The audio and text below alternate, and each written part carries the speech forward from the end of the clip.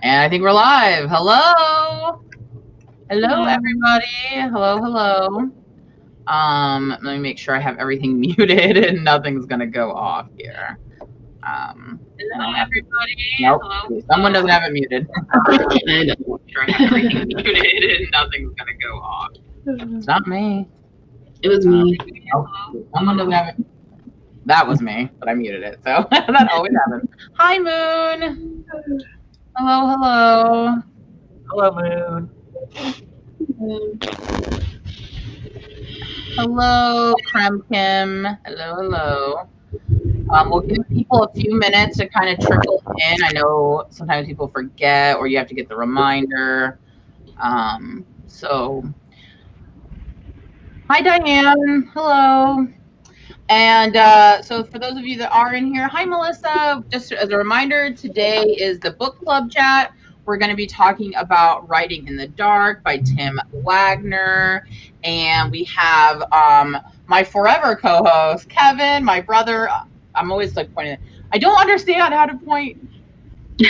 There we go. I'm always so confused. My brain doesn't know how to do it. So this is my brother, Kevin, from Kevin the Writer. Then below me, we have Liselle Sambury, and then we have, like Kevin point. And then we have Kristen Leatherman. They are all author tubers who write horror as well as dark fantasy and other things like that. So if you're not already subscribed to Kevin and Liselle and Kristen, make sure you do that. And Liselle actually has recently sold a YA horror-ish, which we'll get into, book. So we have a sort of a resident expert here on horror. So that should be helpful for the discussion as well. So let's see. Hi, Bananas. Hi, Nicole. And is it Hannah Aline? I probably didn't say that right, but I tried. Handy. I tried.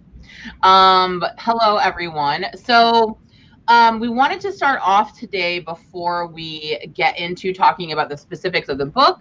I kind of wanted us to also talk a little bit about horror. Obviously, those of you who are here are people who are interested in horror or at least curious about it or dark fantasy. I would say that a lot of, especially in the book, a lot of the stuff in there, we can get more into that later, but I think a lot of the tips in this, while it leans towards horror, could also be helpful for dark fantasy, paranormal, even like suspense and thriller stuff, because it's really talking about darkness and having like dark themes. And I think that's a little bit more, I think a lot of this stuff would apply to those as well. So, but I wanted to kind of start off with asking everyone up here and then also you guys in the chat, like, why do you like horror? Like, what appeals to you about it? Why do you like to watch it, read it, write it?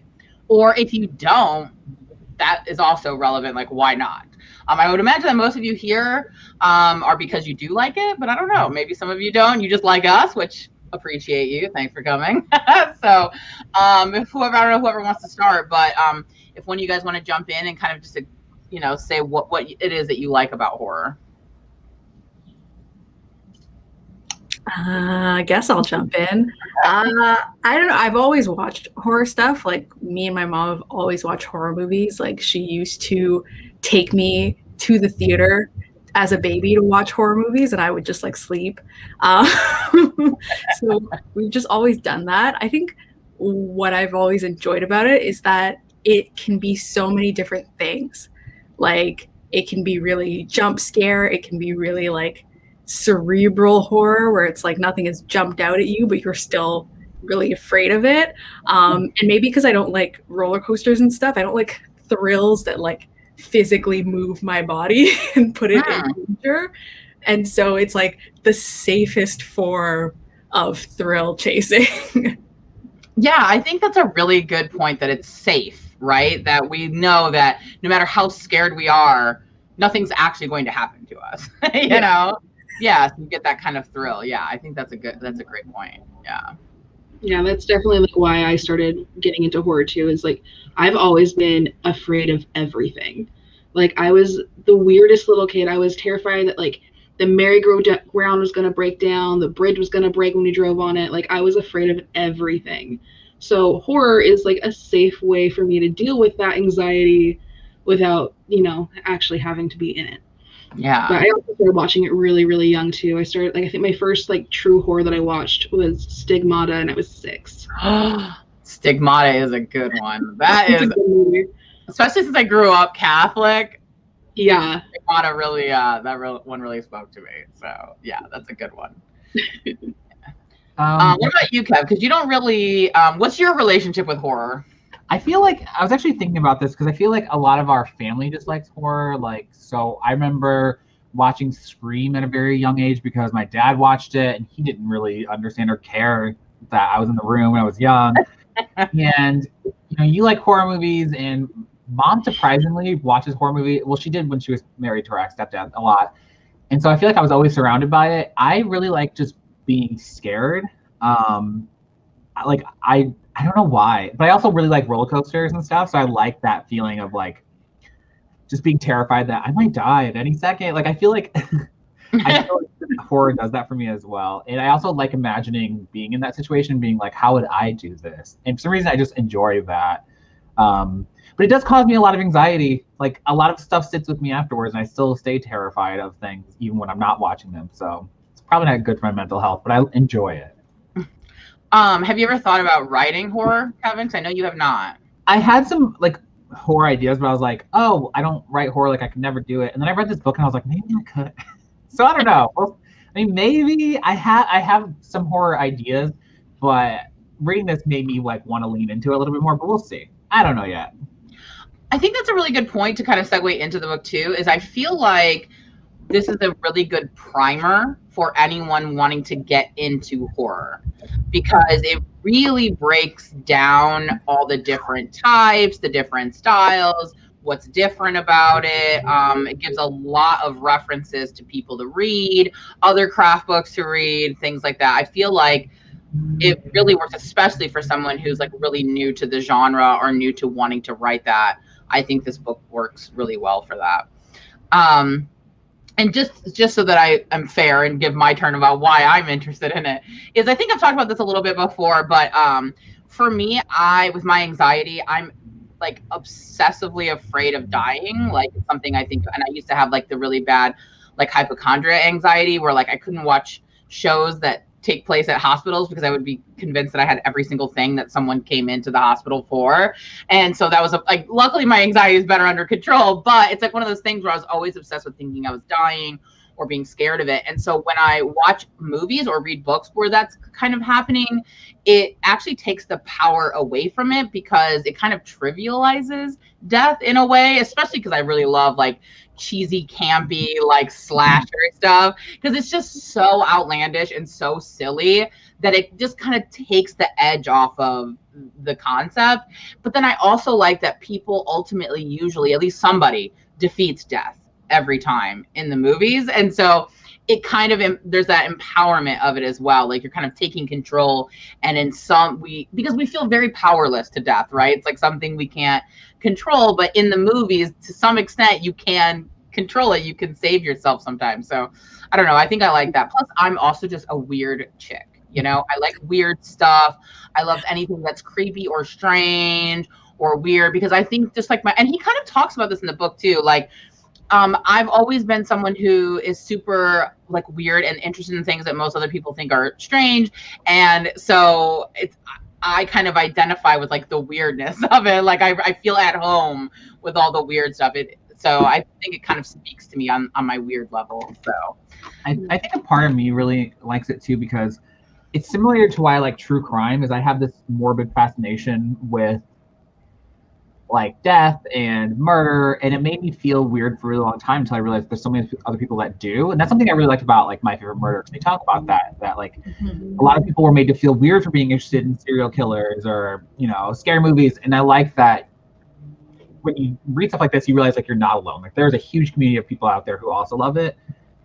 And so like I was always morbidly like into those ideas of like murderers and stuff, and like this is the way that I can delve into it without it feeling weird, I guess. Yeah, I think that and I'm seeing a couple of things in the chat too that I think are really interesting. So So like Banana says that she has a bizarre obsession with feeling scared and disturbed. She had a traumatic childhood and battled with PTSD, and horror gives her the space to work through those morbid thoughts in her mind. And I think that that is a really, really important aspect of horror as well, especially for people who have dealt with trauma, because in trauma studies, like they talk a lot about what's really important sometimes when you're working through a trauma is to repeat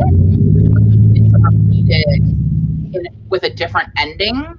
And a lot of times when we're traumatized, we're powerless. And when you repeat or put yourself back through the trauma where you are in control and you are in power, it kind of rewrites that in your brain and it helps you kind of go through it. So it seems strange to want to see something that is similar to something that traumatized you, but it actually works to help your brain process what happened to you with a different outcome and with different feelings. You get to replace the feelings you felt from the first time with something that's more comfortable, something that's more stable, and sometimes, you know, with more power. So I definitely think that that is like a really, and he kind of talks about this in the book too, like there's a catharsis in that, right? Mm-hmm. And also we all have to, I mean, I'll go ahead and take one for the team in a minute, that sometimes we have intrusive thoughts, right? We have these like horrible thoughts that we're like, I should not think about these crazy things. And then watching them in movies allows for that kind of catharsis of like, what would it be like to, you know, be a murderer? What would it be like to do whatever? But you don't have to actually do the scary things, you know, or experience them firsthand. Because I think it's just a part of human nature, you know, to be interested or curious about these kinds of things. Like the video game thing that people say video games is part of, you know, exploring things in a fantasy way. Exactly. Which is also interesting because I know that there's a whole genre of like horror video games. Oh my gosh. Which I played one and I like died. I had to play it with friends. I couldn't. It was too much for me, and they insisted upon playing it in the dark. It was Until Dawn.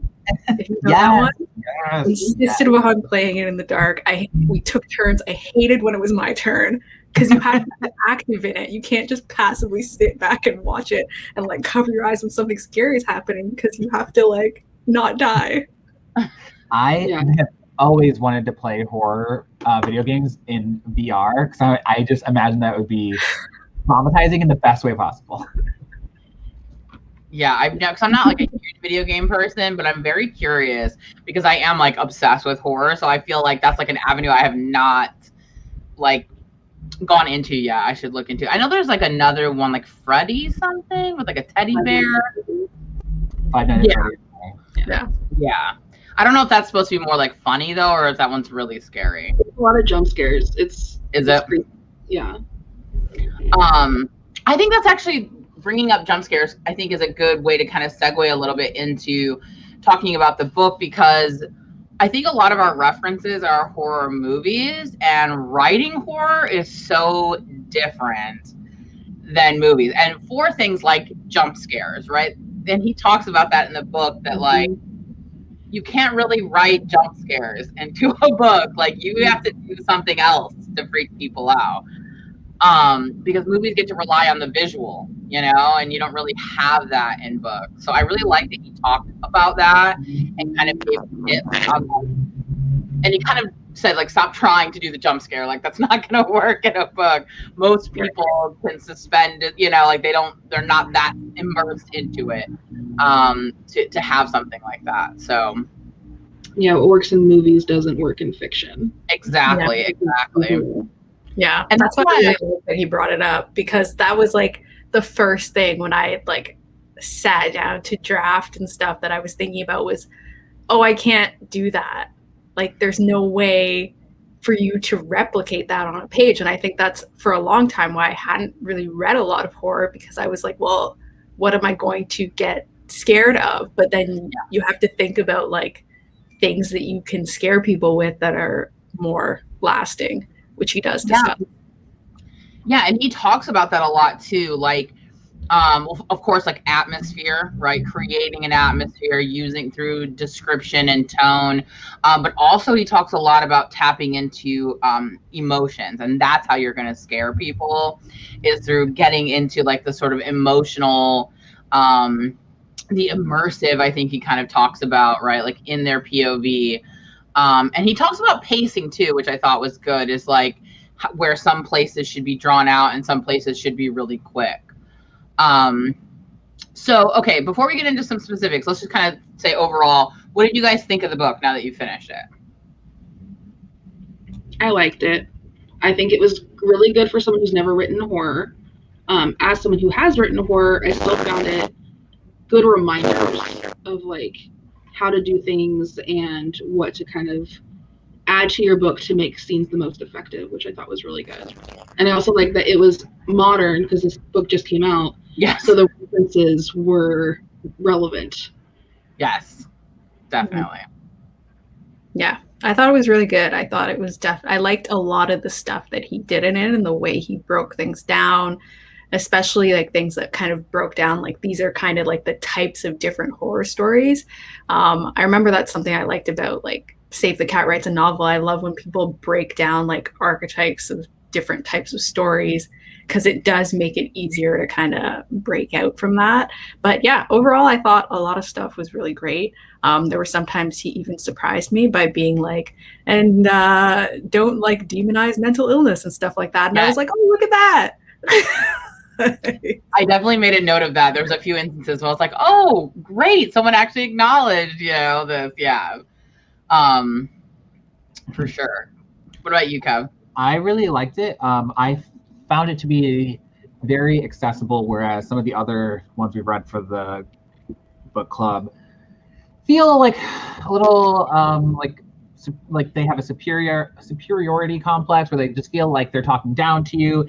And I think that it really lends to him being a teacher, that he knows how to talk to people in a way that's not condescending. Yeah. So I felt like out of all the books we've read, this is one of the, I feel like, most accessible to just every person that wants to read it can read it and not be like either confused or feel like they're being talked down to. So I really liked it.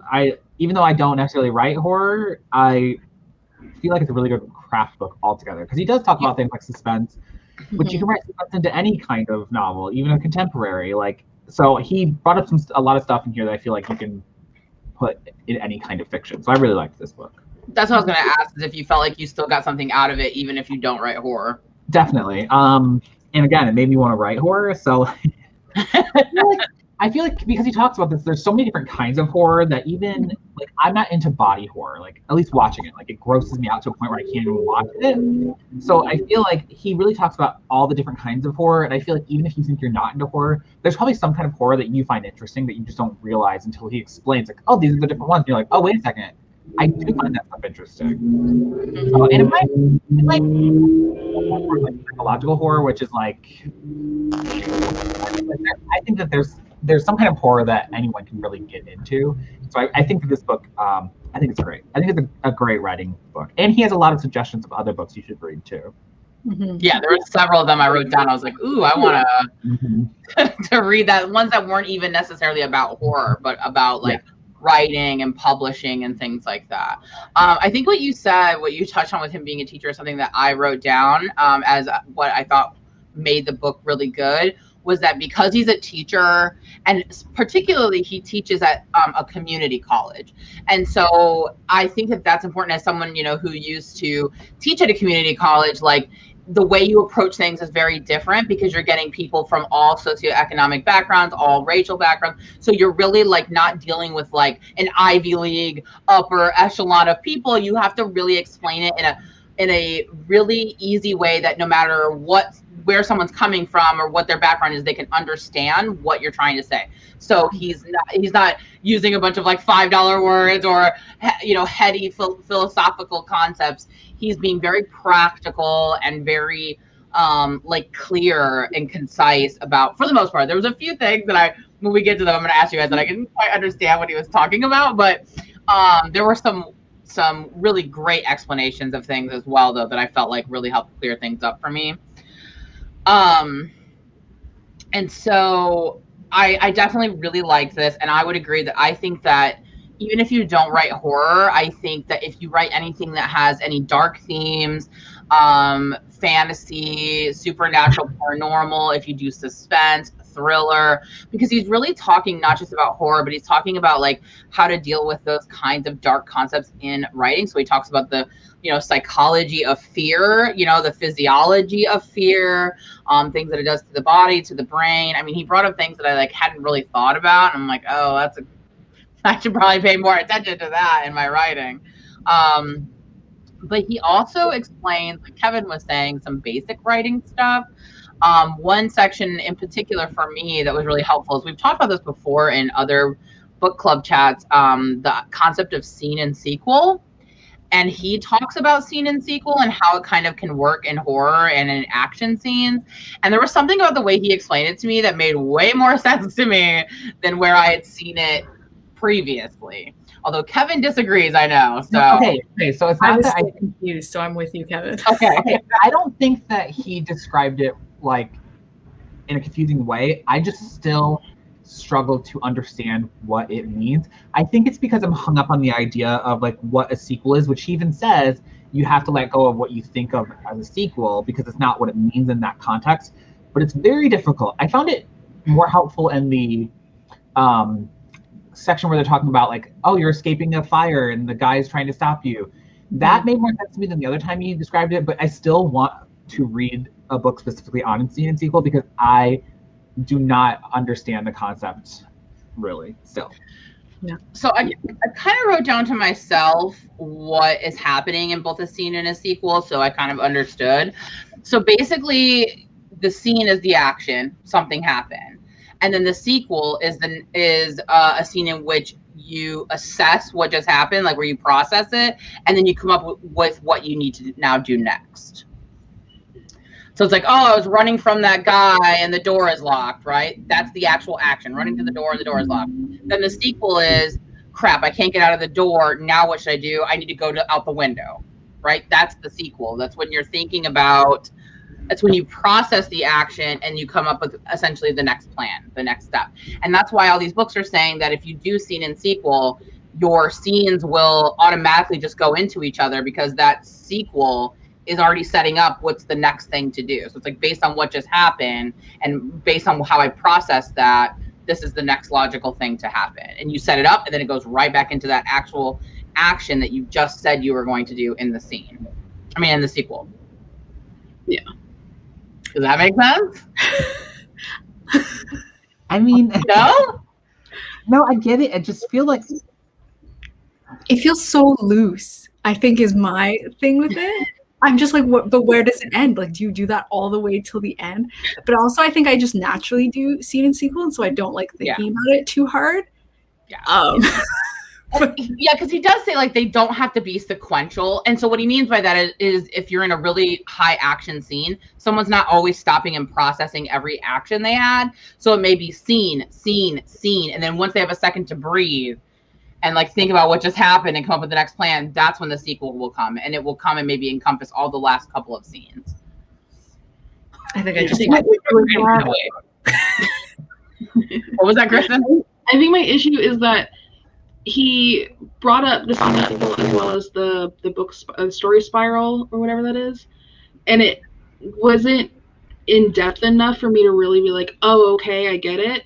I would need to read the whole book, like Kevin was saying, on like just what that is. Yeah. Kind of just like threw it out and was like, okay, I guess.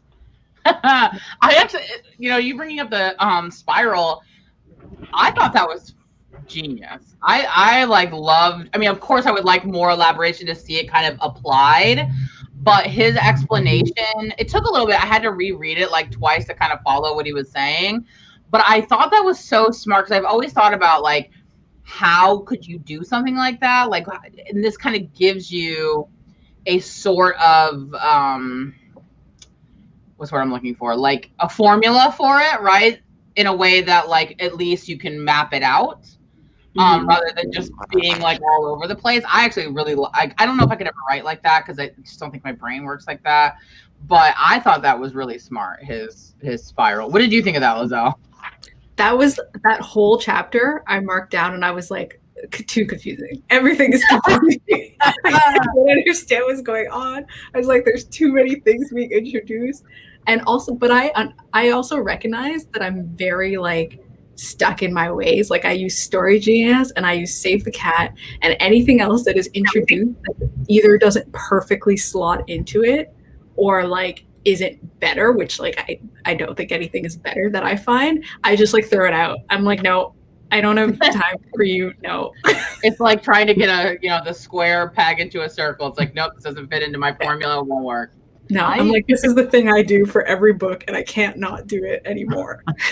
I understood the spiral, but I don't think I'm a good enough writer to implement it. I don't think I can do it. But I understood what he meant. At least I think I understood what he meant. It's very possible I'm interpreting it the wrong way, but I just don't think I'm a good enough writer to do that. Right. I'm spacing on her name, but there's an author tuber who most of her channel is dedicated to this. Her first name I think is Rachel. I know she's Scottish, but she has like a whole like class that she teaches just on the spiral.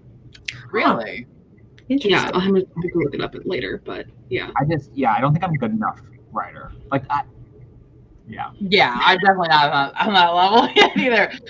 But for those of you who haven't read, just what we're talking about is he has a whole chapter on basically different ways you can plot. He doesn't talk about the beats. He talks more about just like the hero's journey, and then he also talks about scene and sequel, and then he has this story spiral, which is what we're talking about. So that if you don't want to write something linear, if you want to jump around, it's kind of a way to do it.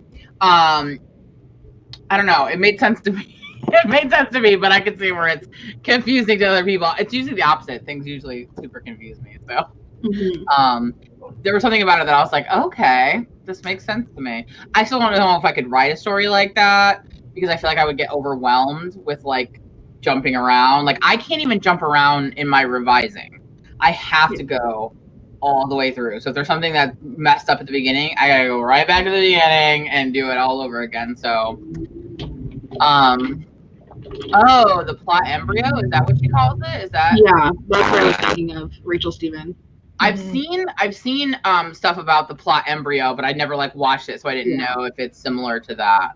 I think it's similar, and now I'm second guessing myself, but I think that's what she's talking about. I know she like breaks down like Rick and Morty and like does a whole thing on it. But yeah, my brain just doesn't work like that. Like it's the same thing with the people that do like the Snowflake Method. Like that's a great method for so many people, but like it just does not work for me. Yeah. I think and he doesn't go super into depth on them because that's not like really the point of the book, right? Like it's not an overall writing book. It's like, hey, here are just some things. And definitely if any of these stand out to you, probably go look for another resource. Like Kevin said, he wants to read the scene and sequel book because like then you can get more fleshing out. He's just like, hey, he kind of just touches base on all these different elements just to kind of set things up so that he doesn't just completely ignore them because he's applying them to horror. Which I think which is what I really appreciate, because we talked about this before. When you read really general craft books, a lot of times they lean toward just like literary or a very specific kind of writing.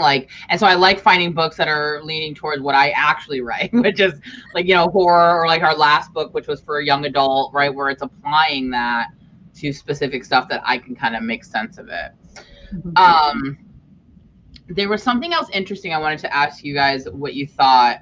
In the very beginning, so at the end of every chapter, which I did like, it got a little repetitive, but at the end of every chapter, he asks other horror writers, like, what makes great horror and what advice do you have? And so you get all these different voices and people kind of giving their opinion. And someone early on recommended reading a lot of poetry to write horror.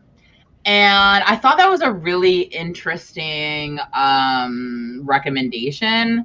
I was wondering what you guys thought of that. Like, what do you guys think about that in terms of like reading poetry, and like how would that apply to writing horror?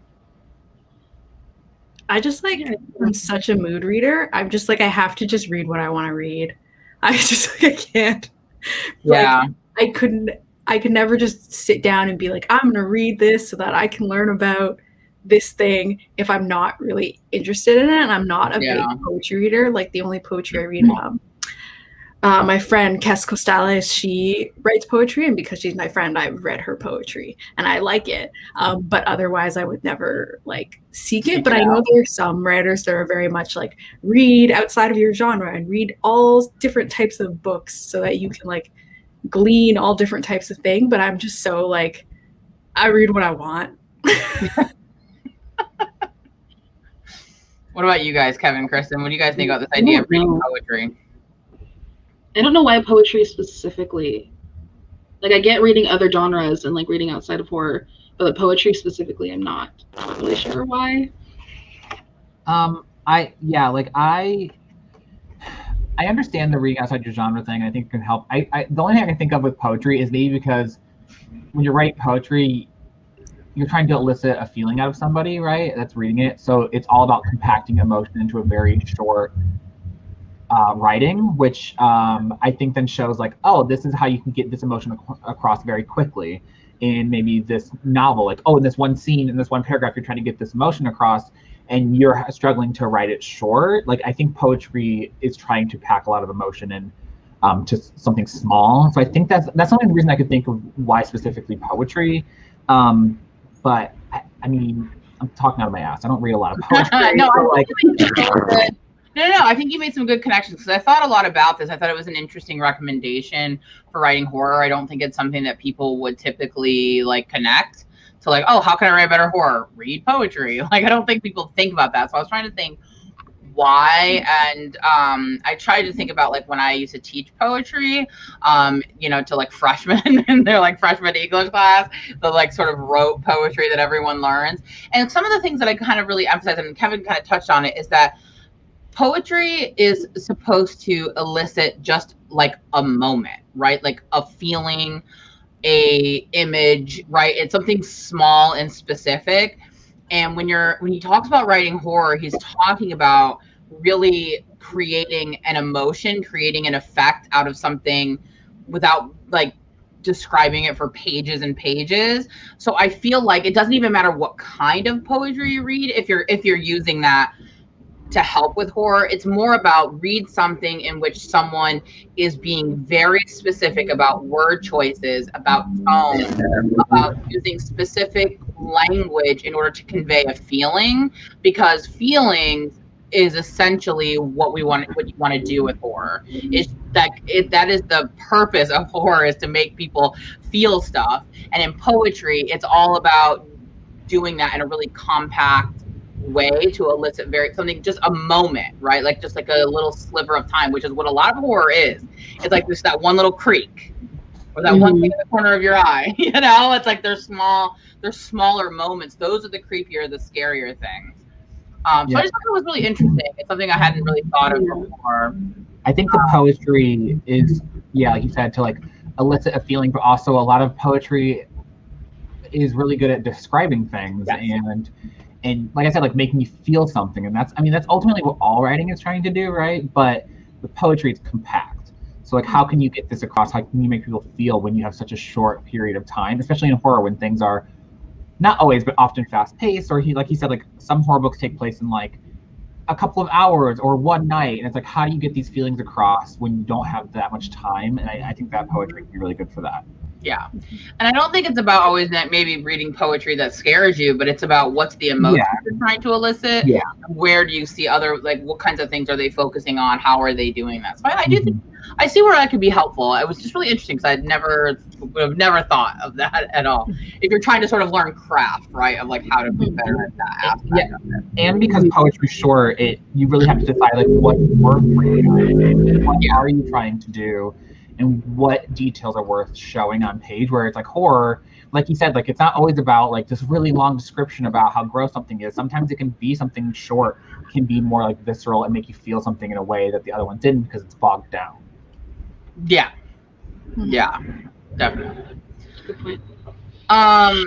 So since we're kind of so those were kind of the things I wanted to just kind of open up with, so we can kind of go into the specifics of the book. I mean, I have a whole list of things we could bring up, but I don't know if you guys had any particular things that you thought were especially helpful, or what you thought maybe the best part of this book or the most helpful of it was. Here's what I'll say is I don't know exactly what it was, but like I said earlier, I find his writing to be very accessible, and it's because he's a teacher that something about reading it gave me the same feeling as when back before COVID, when I used to like go to book signings or go to Yale West and listen to people talk on panels, or the LA Times Book Festival. He talks very much like a writer who's like just really loves what he does and wants other people to love what they do. So like when I was reading it, I found myself being, because I have been in a rut lately. Anyone that watches my YouTube channel knows that. Like reading this really made me feel like he's excited to write and tell stories. And I don't know if it was just me, but I found it kind of infectious while reading it. Like made me realize like, oh yeah, it can be fun. It doesn't need to be like all like, I don't know, like it can be fun to write and you can love it. And I really like that about the book. I don't know if that was just me or if it just happens to be where I'm at mentally, but he really like helped that reinvigorate that feeling that I got when I used to go to like conventions and signings and stuff where you can tell he loves what he does, which I found infectious. Yeah, he has a really good tone. He doesn't feel like he's like preaching to you or like not necessarily telling you what is right or what is wrong, but also not coddling you, because he is talking about, you know, mistakes that like beginner writers will make, and like they'll do this and like this is how you can improve, but it's all very like it's okay if you did this, like we all did this. And I think that's probably, you know, even more exacerbated by the fact that he like shares an old piece of writing that he did, which like had all sorts of things going on, and then like share what he would do to improve it.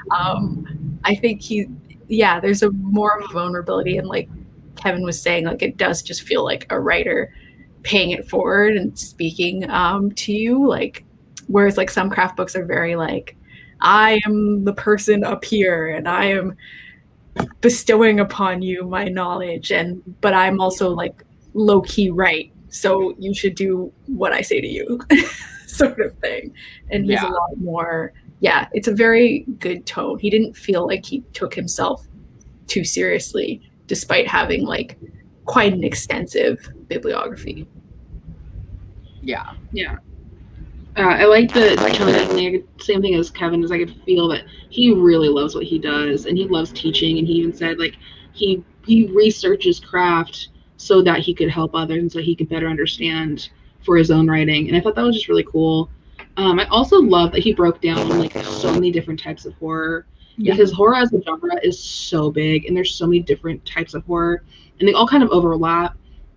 And I like when he was talking about like the extreme horror, and he talks about like a lot of people want to do the extreme horror. They want to be edgy and, you know, make you shocked. But how, one, it's mostly rooted in misogyny, and how you got to be careful and don't just, you know, write it for the shock factor. It has to have like substance to it. I loved that whole section. Thought that was so good. Yeah, I thought that was fantastic, because I do think that a lot of times people are trying to do the shock, and then they tend to do things like you see it all the time in like TV shows and movies where they default to things like rape and things like that, where it's like they do it for the shock value of it, and it's really gross and disturbing. And so he really like warns against falling into misogyny or racism or ableism. I think it was especially important when he talks about body horror to not use body horror in a way to be ableist and to sort of trivialize people's real disabilities or, you know, things that they have. I like that he really addressed that and warned against that, because I feel like that is a very common thing that people will fall into. And he's like, yo, don't do that. Like, you know, too. I'm sorry, what was that? And same with mental illness too. Like, you can write psychological horror, you can write a bad guy who has mental illness, but write it so that you know that this is the exception to the norm. Exactly. You know, not everyone with multiple personality disorder is going to be like this, you know, or schizophrenia or whatever the more demonized mental illnesses are. Yeah, definitely. Another thing I liked, and it kind of goes along with what you guys were saying about how enthusiastic he was, is he also made me feel like horror is like super like legit. Like it made me feel like, wow, it's really complicated and complex. It's not just this like, you know, jump scare genre. Like it's really doing interesting things. And I think someone said in the chat even earlier, like it tends to comment on the fears of society or of what's going on. He uses the example of like Black Mirror, you know, the show is trying to reflect all of our fears of technology and how it's encroaching into our lives, and how we sometimes use monsters and things like that as metaphor for things that are going on. And I think that's really important when he's saying like a monster should not just be a monster, right? Like the monster should be emblematic of something larger, whether it's on like a personal or a societal level. They're kind of working in that way, right? That it's connected to something deeper than just, there's this random monster in the world, we gotta run away from it, you know? Yeah. I liked all the things he like talked about, like the depth of monsters and that sort of thing. And like, it's not about the monster, it's about how the people are reacting to the monster. Yes. Yeah, like I the experience that they're having, and like all the stuff that he talked about with creature features. And I was like, oh yeah, I was like, this is like more deep than just a shark that comes and like eats a bunch of people. Deeper than Piranha 3D, you know. So yeah, he definitely made me appreciate those creature features more, right? Like rather than just like the megalodon, you know. It's like it's a little more complicated. I did like that he did that with monsters, and I like, you know, what he said and what you brought up about it's more about how the people react to it, because he said like you could have a monster, but if no one reacts to it, then it's not really that scary. There's something. It's just a creature in a field. Yeah, just a creature in a field, you know, which like spoke to me because my book has a creature in a field. So I was like, you're right. We can't just have a creature in a field, right? Like it's gotta, people have to react to it. It has to have like some sort of consequence, or it doesn't even matter. And he was saying that like sometimes people focus too much on the scary parts and on the monster, and not enough on the characters and what they're going through, how they're reacting. And that actually brings me to another thing that I thought was really fantastic that he brought up, is that you need to know how your specific character reacts to things, right? Because he said a lot of times people will fall into everyone reacts the same, right? They all run or they all fight, and it's like I kind of compared it in my mind to when Lisa Cron says that you need to know your character's worldview. You need to know what they did in the past in order to know how the book's going to go in the future. I feel like it's similar. Like you need to know how has your character reacted to similar situations, when they're scared, when they're tired, when they're confused. Like how do they react to those?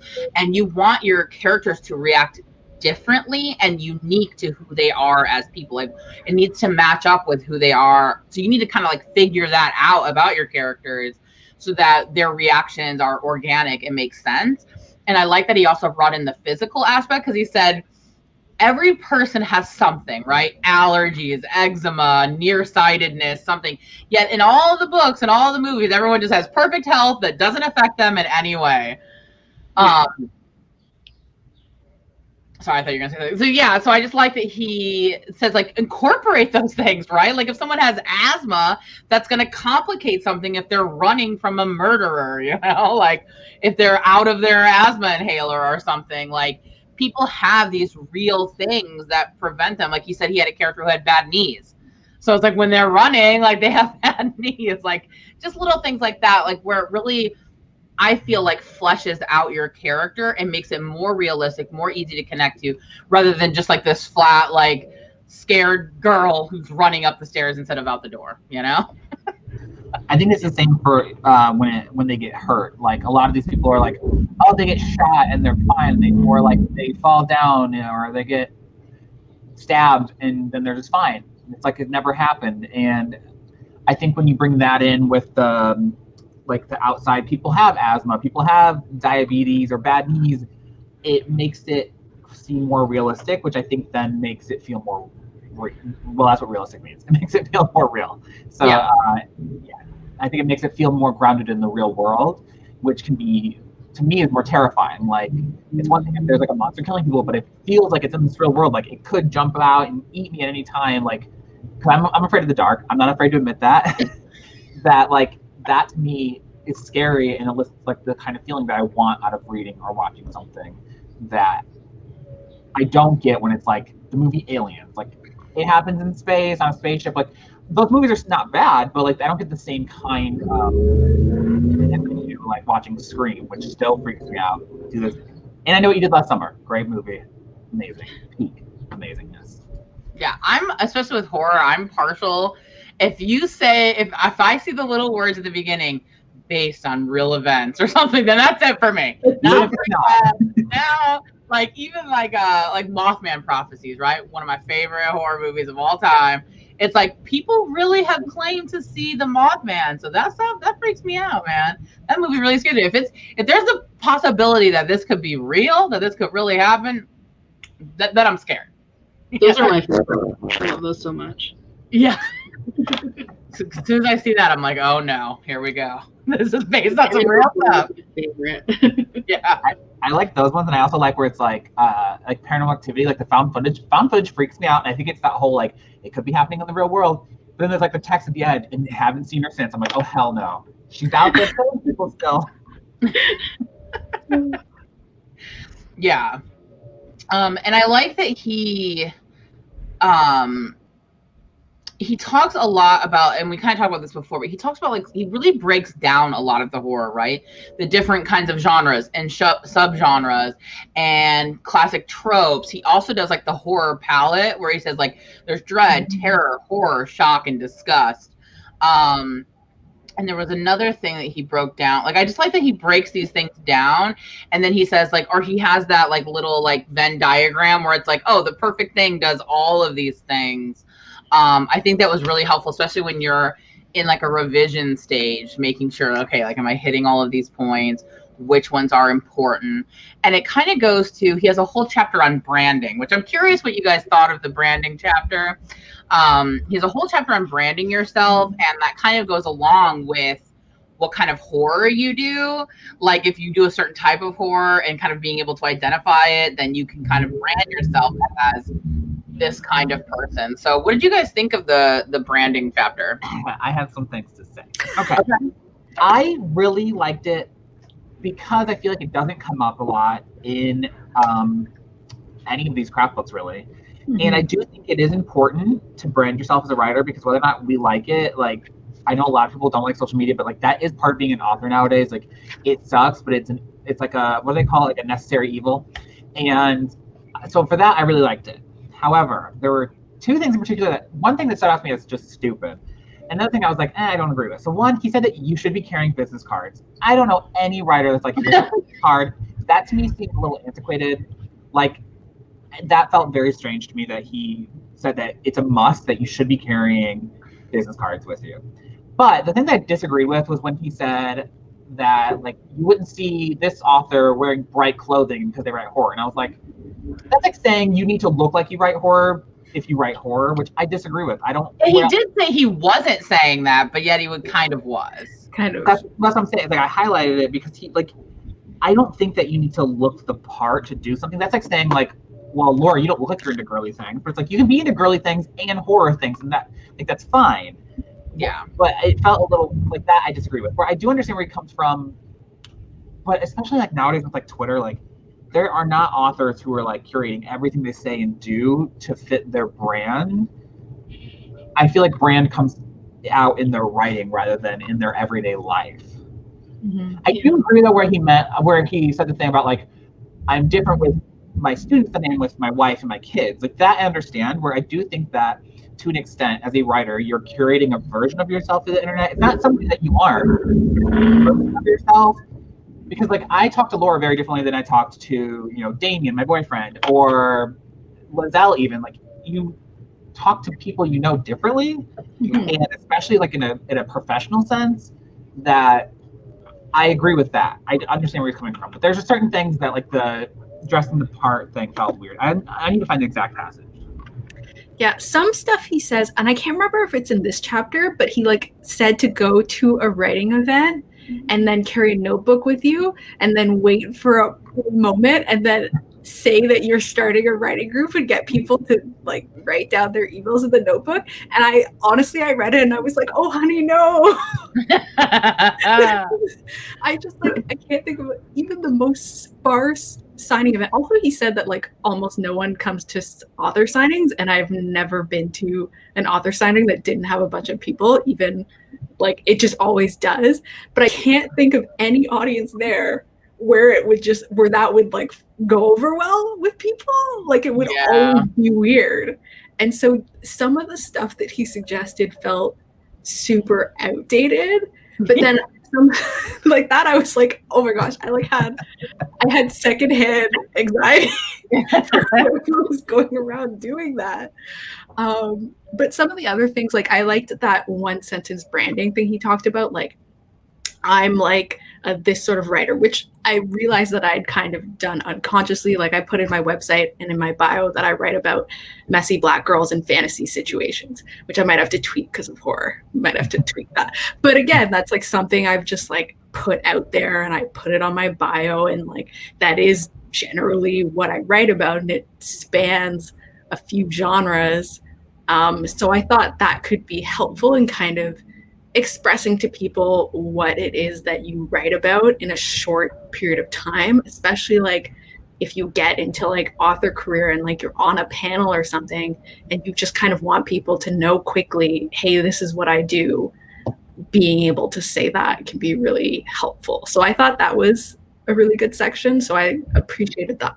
It was just some of the other stuff I was like, yeah. For the branding section, it felt very much like he belongs to an older group of horror. You know, it's like he's very into like the anthology horror and short fiction horror, which is a different world than horror novelists. And the fact that he is like 50 years old, so he's a little bit older, so he's going to, you know, have the paper business card kind of thing. But for that part of the chapter that I really enjoyed was kind of the point where you need to figure out what makes your writing like you, like what, no matter what, you know, type of horror you're writing, you don't need to always write, you know, the same kind, but there should be some aspect that readers will be able to identify and be like, oh yeah, that's something that Laura wrote, you know? And so I thought that was very interesting and like very helpful, and something that like I definitely need to pay attention to because I don't know what that is for me. But I really enjoyed that. And it was an earlier chapter where he kind of said at first, like I highlighted it and I was like, no, where you have to, like, if you want to make money, you have to pick a niche and stick with it. And I said, no, because that doesn't make any sense. And then later he backtracked and said, you don't actually have to do that. But it was just kind of, it didn't make sense. Oh my God. I saw that and I was like, what? It was just like, yeah, I think what he was trying to say is like that, you know, the books that get lots of money traditionally have commercial appeal, and that it's good if you can kind of stay in the same range so people know what they're expecting from you. But it like, at some point there was like a thing where he talked about, yeah, if you want to like write your art and be free to like be an artist, then you like can't make money. And I was like, what? Yeah. It was a weird expression of, I think, him meaning something different, but it kind of came across as you can't be an artist if you want to make money. He said you could do that and there's nothing wrong with it, but that if you want to make money, you need to do it. Yeah, I think he was just trying to emphasize, like, if you want to make money, then you have to also think about the business aspects of writing and not just the creative, what you want to do. You do have, and I do agree, like, I don't think you have to stay in one niche per se, but we have talked about this in more generally speaking in traditional publishing that, you know, if you have very disparate things, if you're writing like, you know, middle grade fantasy and then adult, you know, romance, you know, you tend to maybe get a different pen name, have different branding for those. So I kind of think that maybe, you know, applying it in that way, that like you want these things to make sense. And even like Alexa has talked about this with hers, it's like because she went from sci-fi to thriller, like there's still a thread in her books of what is similar, what is unique to her, which kind of goes along with the sentence he said, right? Like what kinds of books. So like with Alexa, she wouldn't necessarily want to say she writes sci-fi or thrillers, but she writes a certain kind of book that happens to show up in different genres. So I think that like the way he expressed it was like not right necessarily, or could lead you thinking differently, but I kind of see the logic of what he was trying to say. Like if you want to just be an artist and write books, then write books. But if you want to make money, then you've got to think about marketing and sellability and things like that. And he references a book that I really want to check out that he said was really helpful about like how to, I don't know if I'll have to look for it, but it's like how to sell your book, or I don't remember what it was now. Well, while you look that up, here's what he said earlier that I disagree with, because he said, provide a consistent presentation across various platforms. So if you're writing extreme horror, it doesn't mean you have to dress in spiked leather outfits and carry a chainsaw at a con, but I wouldn't dress in bright colors and act all Pollyanna-ish on social media either. Your website, your card, your promotional materials should all present a feeling of extreme horror in terms of color, imagery, and text. And I just feel like that's the thing. Like he says, like I wouldn't wear bright colors, but it's like, why do you have to look like you write horror? You know what I mean? Like, what does that even mean to look like you write horror? Yeah. So that I disagree. I feel like he probably meant like make sure your social media is like black and red and not like blue and purple. But yeah, there are a couple things where I think you can extrapolate and understand what he means, but he has said it poorly. Yeah. But you know, as someone who writes horror and my primary colors are pink and blue and purple, I was personally offended by that. Because I'm also like, and it kind of like I thought about that for a while, because I am a very like I love all kinds of things, right? So it's like I love collecting Care Bears and My Little Pony, and then I also am obsessed with like Jason Voorhees. You know, I'm a complicated person who likes lots of things, and everything in my life that has tried to shove me into a corner and make me choose, I don't do it because I just can't. It's made me. I did that for a really long time when I was in academia, and I felt like in academia I had to perform a certain way and only read certain things and only like certain things, and it made me absolutely miserable, and I had like a mental breakdown. So I'm not doing that again. But I understand what he's saying. Like, I do think it's helpful when someone's on brand, but like I feel like there is some truth to it, and we just don't want it to be true, and we don't have to. And plenty of people are successful not doing that.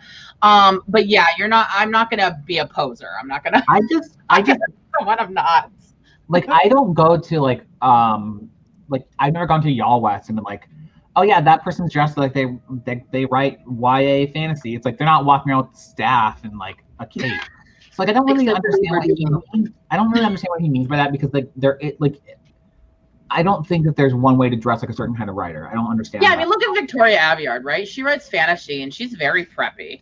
Like she's a very preppy, pretty girl. You know, like she's not too weird or anything. Like Tahira Mafi is like super stylish, like extremely stylish. Yeah, and she writes like dystopian. So like how I don't know. Also, I agree with what Moon said. She likes the contrast. How intrigued would you be by a Pollyanna-ish horror writer? I would find that fascinating.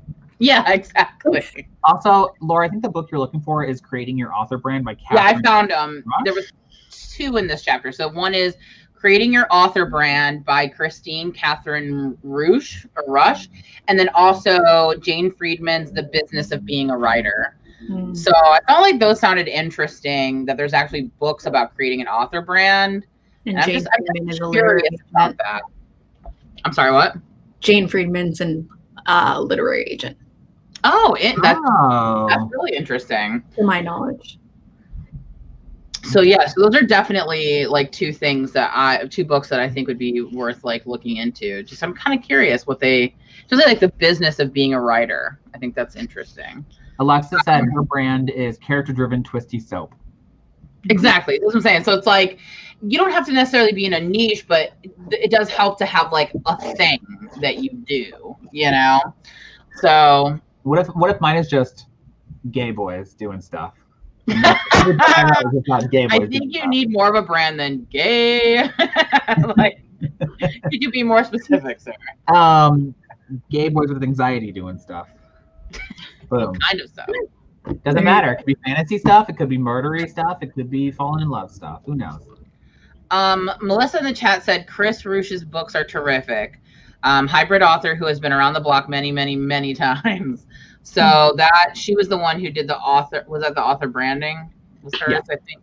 Yeah. So I definitely am curious to look into those. I'm also curious like how old they are. You know, that's the thing about writing like craft books. Things be changing. I feel like it's hard because I feel like a lot of things change so quickly. That's why I really like this one, I think, too, is that it is new. I also really like the section where he's like, lots of people think they can write craft books, but you need to look at their credentials to see if they're worthy of writing a craft. When he said that, I was like, yes, thank you. You said it. You need to look at everyone's credentials when you're taking advice from them across the board, no matter where you're at. Like that whole section was just like, you need to look like how long have they been around? What have they published? You should read what they've published. Or even says, like, if you're taking a writing course, like, who is teaching that writing course? What are their credentials to teach that writing course? Like, what have they published? So I was just like, finally, someone said it. Yes. I also had the same reaction. I was like, yes, tell them. They need to know. So another thing that I just had it, where was it? There's a section earlier in the book where he talks a lot about the pros and cons of labeling something as horror, and having the sort of label or the genre as horror. And Liselle and I have been talking about this with each other a lot lately, that we noticed that there, especially in YA, is an aversion to labeling things horror. Which you actually had experience with this, Liselle. Yeah, so it's kind of interesting because when we were deciding on the deal announcement, we had a conversation about marketing and branding, because even though I've called it a horror and it's like, yes, it is a horror, there's also so many different buckets it could fall into. And there's this thing that people do where they have an idea of what a horror is. And they'll be like, oh, I don't like this. And I talked with Laura about this. I was watching a booktuber, and they were like, yeah, I don't read horror. And then I saw Ninth House on their shelf. And I was like, the book about ghosts? About the girl who could see ghosts? And like in her ghost seeking secret society with all of the like things that happen there.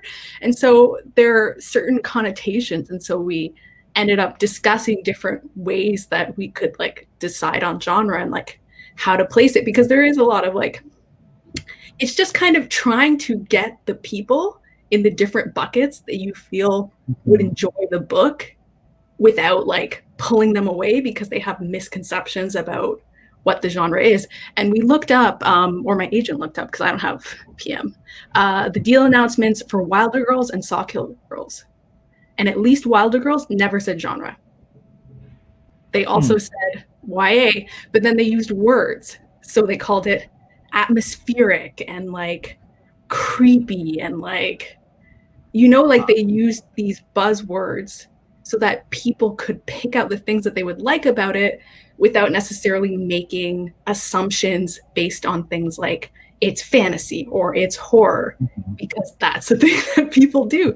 And I hadn't realized how much people had done that until later. I started picking up on people being like, yeah, I don't read horror. And then they'll rattle off books that they like. And I'm like, okay, but say you don't like gross things, but I know for a fact in that fantasy, someone is brutally maimed.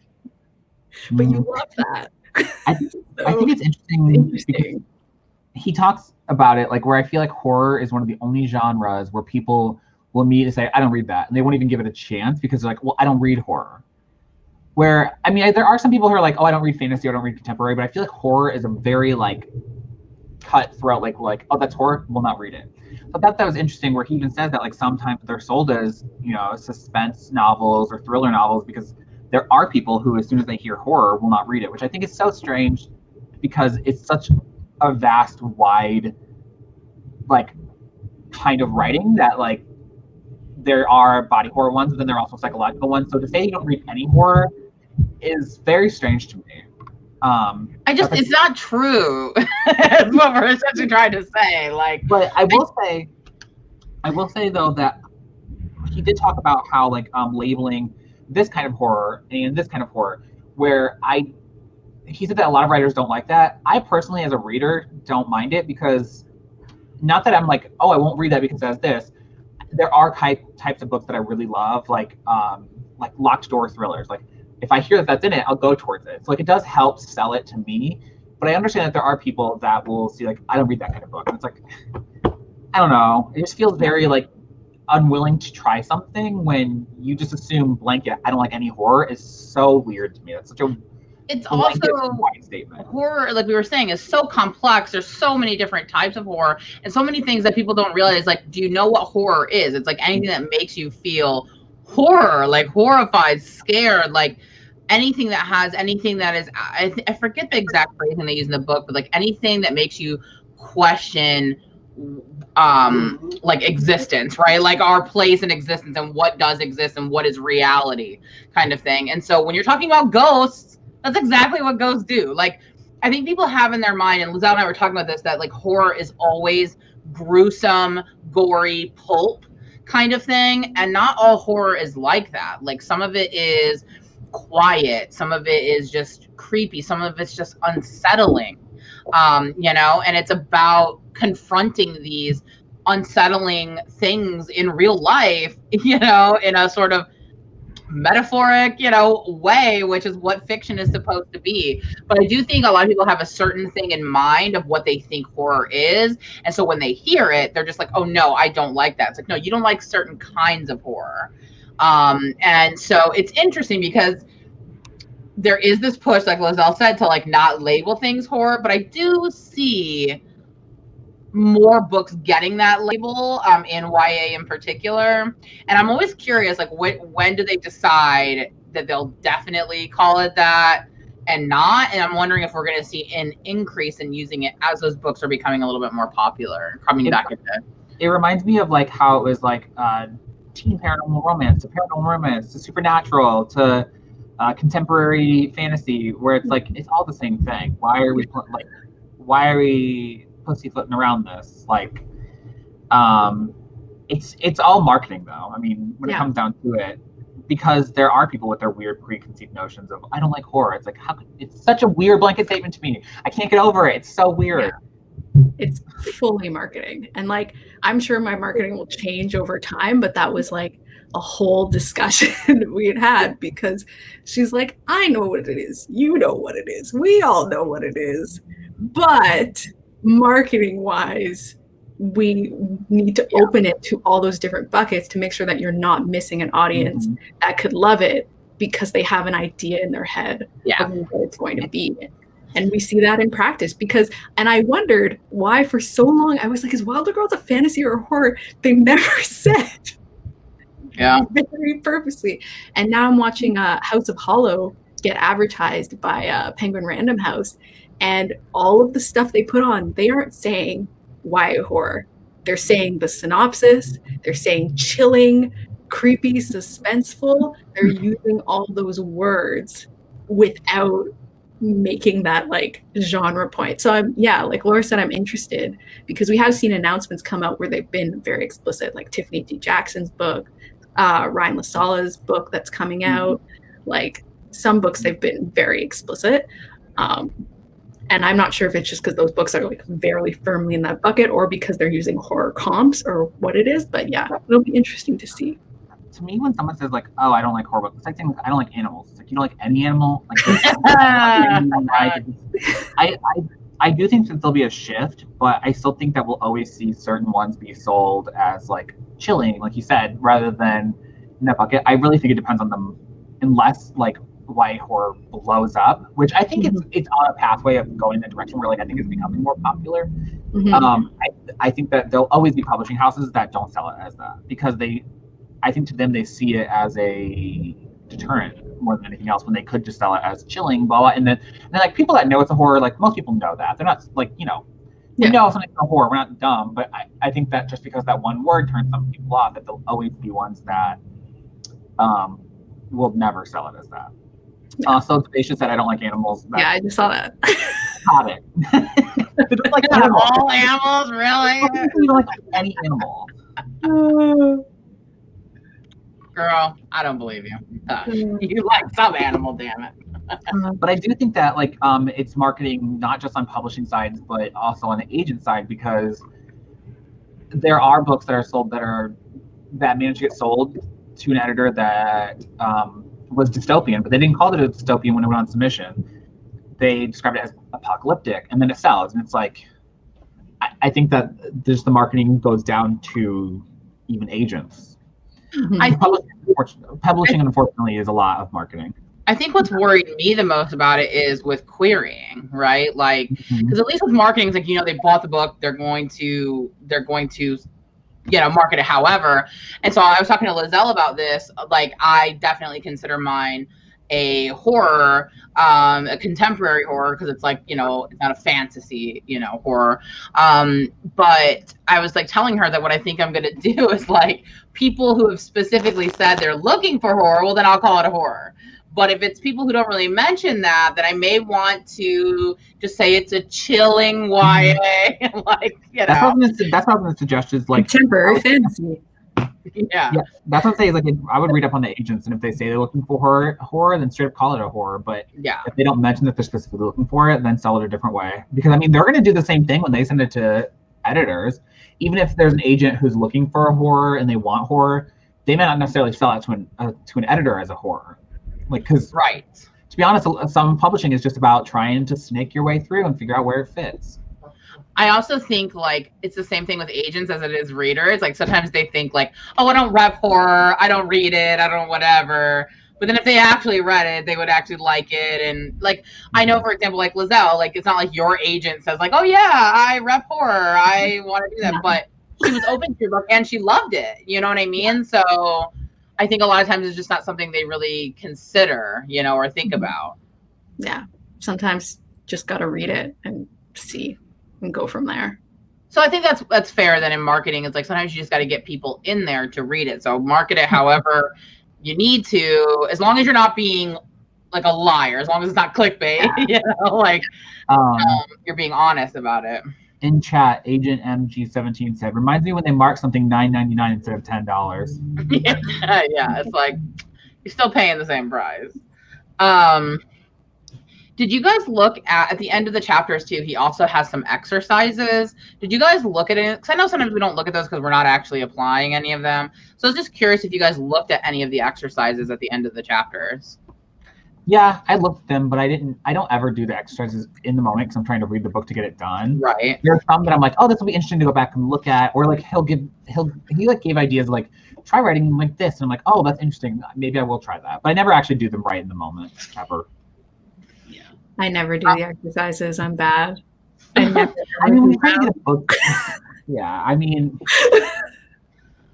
There were some of them, like I didn't do them in the moment, but there were some that I would say kind of skim them to see if any of them like stand out to me as something I could try to do when I'm more so like brainstorming, right? When you're trying to come up with ideas. And there were a few that I thought were really, I mean, I think that I didn't see any that were like weird or overdone, which I think you do tend to see in some craft books, but there were some that I marked that I thought were really good suggestions. He talks about one early on where he says to choose 3 random items, for example, a stop sign, an unlit candle, and a bit of graffiti spray painted on an overpass, and make notes for how you might be able to use these items as symbols of the unknown in a story. I like that because I think that's something that people struggle with. We've talked about this in terms of theme and how to use signs and imagery and symbolism.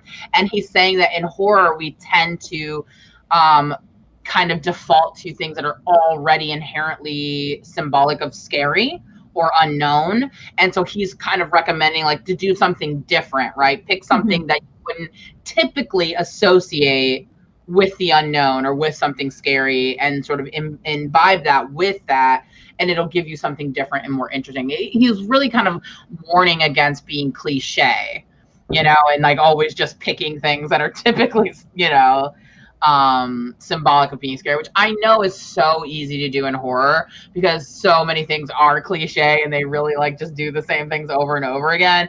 And I like that he has an entire chapter like talking about like how can you take these things that are seemingly cliche and do something different. Why don't you do this? And he poses questions and ways that you could go about it. I like that he's like so well versed in horror. Like he knows it. Like these are the tropes. This is what people do. Let's think of some ways that we could do something different with it. Yeah, I like in the end of chapter 3 that one of the exercises is spend an entire day telling yourself that something is wrong with everything you see, hear, taste, touch, and smell. Ask yourself what those something wrongs are and write them down. And I liked that because a lot of like building the suspense and like the kind of eerie feeling in the beginning of a horror novel, especially, is like those little things that are just like out of place. And like I thought that was cool. Yeah, I always think of, so like one of my big like inspirations for my book is of course I'm gonna blank on the name now. The Babadook. So sort of the way the Babadook is, where it's just like, oh, all of a sudden that book is somewhere else, right? Like, wait, didn't I put it over here? Didn't I, you know what I mean? It's like those little subtle things where you just feel like you're in a room and you know something is off and you can't quite figure out what it is. It's that building of it. Yeah, I really like that. And so he is kind of trying to give you advice on that as well, like how to, and that was, I think he said something that he got from like Stephen King or something. So he was kind of talking about, yeah, so I thought a lot of the exercises I think were, especially for someone who's trying to generate ideas or kind of really get into it, especially in like, I would say like the planning phase, I think these could be helpful. There was another one that I marked in chapter 4 where he says, select a subgenre of horror that you dislike, perhaps even hate, and then list the reasons why you dislike it. Having powerful feelings about a type of story, whether those feelings are positive or negative, can create some of the strongest fiction. And so he's kind of recommending like play around with things you typically don't like, because you have like, he's really saying tap into feelings, whether it's something you really like or you really hate. These are things that resonate with people, right? If it's something that people are really scared of or something, then that might be somewhere to work with, you know, something to do. So I thought he gave really, like, definitely the teacher vibe came in for me, and he was really giving what I felt like would be great exercise. I started thinking like, okay, if I ever go back to teaching and I'm teaching creative writing, I'm going to use some of these, because I also think it's fantastic that he's encouraging his students to write horror, because as someone who took creative writing classes both at a community college and at a university, they tend to shy away from any genre. They want to just teach literary and that's it. And so the fact that he's encouraging people to write genre, I think is fantastic too. It's legitimizing it, when I feel like a lot of academia doesn't want to legitimize that. When he said that, to pick one that you don't like, it's funny, is I hate like body horror because it like grosses me out so badly. But then while I was reading this, I came up with 2 short story ideas that are both extreme body horror based on like dreams I've had, and I was like, damn it, that is right, because like I hate that stuff. I hate it. But like one of the short story ideas I have, I think would like be perfect, and it's based off a nightmare I had. I will say, since I've been reading this though, I've had a lot of nightmares last week about a lot of stuff. But no, I think that's what he's trying to get to the point of. Like, if you have such a visceral reaction, other people are going to have visceral reactions, and you want people to have visceral reactions to what you're writing, right? I feel like if you have extreme feelings about something, you're probably good at describing it. Like, why does it get so? I plan on writing a horror short story sometime soon, because it's stuck in my head now, but it's body horror, so I'm like super grossed out just thinking about it. I also liked when he's talking about different ways that you can kind of do things differently. He talked about like how some books you can include newspaper articles on things that have happened. You can include police reports, things like that, kind of just changing up instead of just having everything a linear story. He also gave an exercise of a recommendation, which I'm definitely going to actually do this. I've already been kind of doing this because I'm trying to read all the new horror that comes out this year in YA. And he said, take a look back at the last 5 horror novels or short stories that you read, what made them similar to other horror stories you've read, and what made them different. And then what made them stories only that particular author could write. Because he really emphasizes like write horror that you can connect with, that only like you could provide, like that you would, you know, have a connection to. I really like that, because he said like incorporate just simply mundane things in your life, about like how he saw 2 people walking backwards on the street, and like only he could have written that because he's the only person that happened to see those 2. I thought it was really interesting, because then it does make you think about like, what is something in my life that I saw that like the majority of people don't, you know, like that's something that's a story that literally only you could tell, like only you saw that. So yeah, or like details, like something that you saw that was weird, like, oh, that's weird, like, you know, that's something you can incorporate. It's going to stand out as something interesting because no one else is going to think of that thing, you know. I like that a lot. So let's see. What are some other things? I know there's a couple of things that we want to talk about that were not so great. I definitely want to get to those. But let me see if there was. Oh, the appendices at the end, I think are also super, super helpful as references. So the first one is like he shows one of his early versions of a short story and then he like critiques it, like what was wrong with it. But he also gives story situations so that you're not always picking the same situation. Like he made a really good point that he's like stories are always like kind of like predator prey, right? Like someone's chasing the other, and he's saying there's lots of other ways that you can have a story situation in horror. So he gives like a whole list of different story situations. I mean, he gives pages of it. And then he also has the psychological makeup questionnaire, so like how you can figure out how your character is and deals with these things. So he doesn't just tell you like figure this out. He also helps you figure out ways to figure that stuff out. The pain reaction questionnaire. He also gives a lot of resources. And then he also just gives some ideas of like experimental ways that you could do something different, which I thought was really like nice. Like these are all really cool ideas that he has. And he's like, you know, sharing the wealth here rather than hoarding all the good ideas for himself. So I don't know. What did you guys think about those appendixes and like those sections? I think they're good, like very good idea generators and like thinking when you're trying to think of what you want to write and you're trying not to like fall into cliches and things like that. There are lots of resources for that in the appendices. And just in general, like he gives tidbits throughout the entire book about different things you can do. One, I think he was like put two completely unrelated things together and see what kind of like story you can get from that. And at first I was like, oh, random stuff. But then reading his example, it was actually like really intriguing and it was different. So I think he has a lot of very good story generation ideas and like things that can really help you when you're coming in and you know you want to write something and you just like don't have an idea yet. Yeah, and I think that particular suggestion is one that I have heard anecdotally work for other people. So Marissa Meyer, who wrote the Lunar Chronicles, she came up with her idea because she was like entering a contest where it was like a short story contest, and they said, "What? Wasn't it like Sailor Moon-esque or something that she?" I don't remember what. I mean, the original story she wrote was about Puss in Boots, but what it was is there was three different columns, and you had to pick something from each column and then write a story about it. So like one was like fairy tale character, one was like, you know, different settings, and so like she chose outer space, and then there was like another like thing, and so it's like taking these like three things that don't look like they go together and then trying to come up with a story. So Lindsay, our friend Lindsay Puckett, also does something similar to this. She said that she gets these little ideas of like characters or settings or whatever, and then she just like puts them on like little cards and then tries to mix them together. So like her book that just got her the agent, like she had like bunny farm. She said, I want to have a bunny farm in a book. I want to have a, you know, a witch in a book, and then I want to have something else. And so she just kind of put them together. But that's what makes it unique and interesting and stand out, because it's like these really specific details. And so I thought about that. I was like, oh, I should do something like that for a horror, right? Because we see little things that are just creepy. And it's like if you had a whole list of like, okay, pick one creepy thing, one kind of genre, and then one kind of like thing, and just kind of try to mash some of them together, or maybe put them on pieces of paper and then pull them out and see if you can come up with something.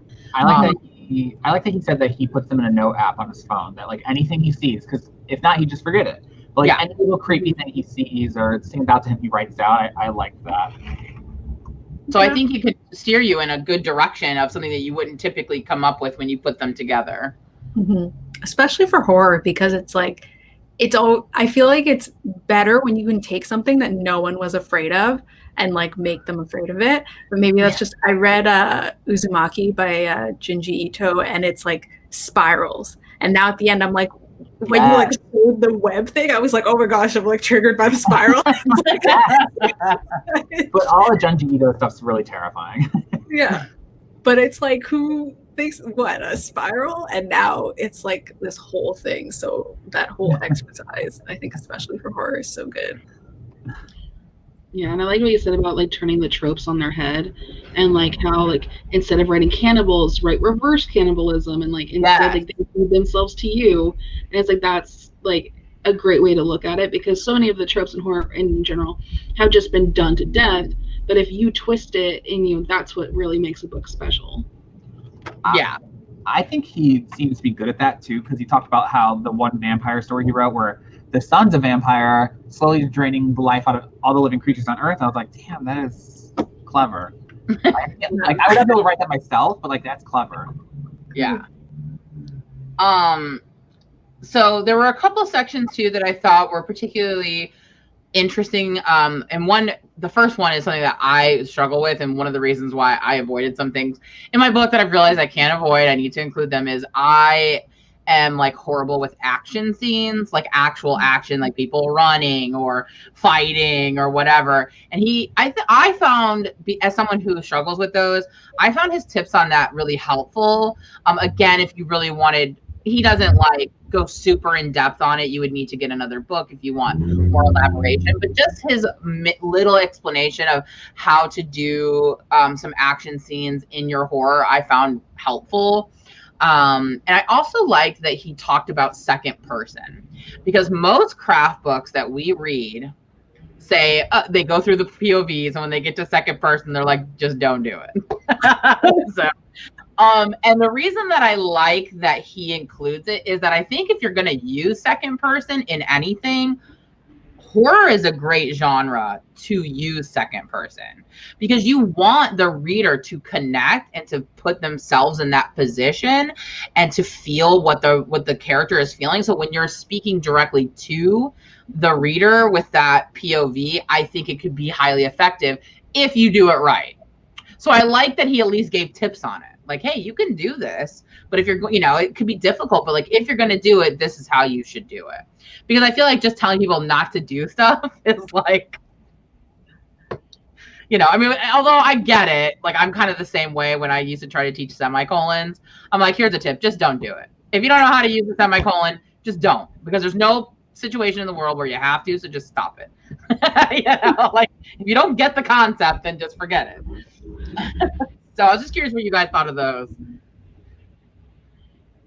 I looked at it and I was like, okay, like that's the most I've ever seen anyone write about second person. And I looked at it and I was like, never gonna do it. But I was like, if you were a person that really wanted to write something in second person, like that would be a great time for you. I've only read one book in which I joined second person, and it was by N.K. Jemisin. I was like, I'm never going to be at that level, so I'm never going to do it. Yeah. It is hard. It is hard to achieve that. I've only read like short things in second person. So Jamaica Kincaid's Girl is in second person. And then also, Diaz, his first book, which is short story collection, he has one short story in there that is second person. And I will say that if it's done right, it really is really effective. Especially in, Diaz's short story, it I always use that as an example when I was teaching students about second person. And it just has to be done right, though. Like it's very difficult. It's like the semicolon. Okay. If you don't understand it, if it seems complicated, then just don't do it.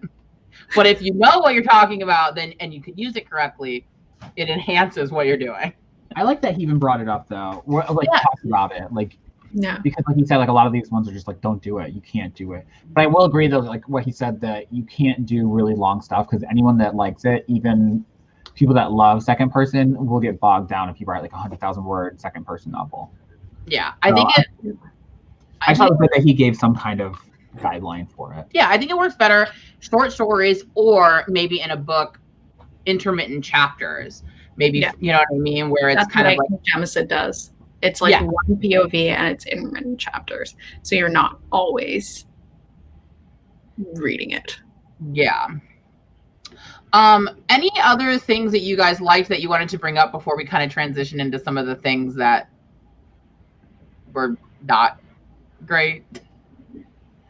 I liked the hero's journey bit, where he talked about how the traditional hero's journey doesn't always work for horror.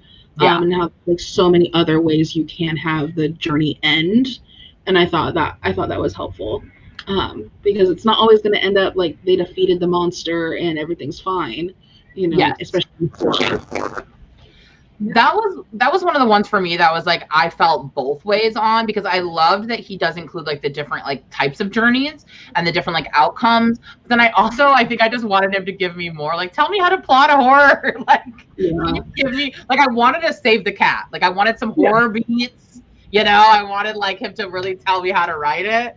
And instead he's just like, here's a bunch of options of like how the journey could go. I'm like, but how do I do that? I want You wanted the full beat sheet of exactly.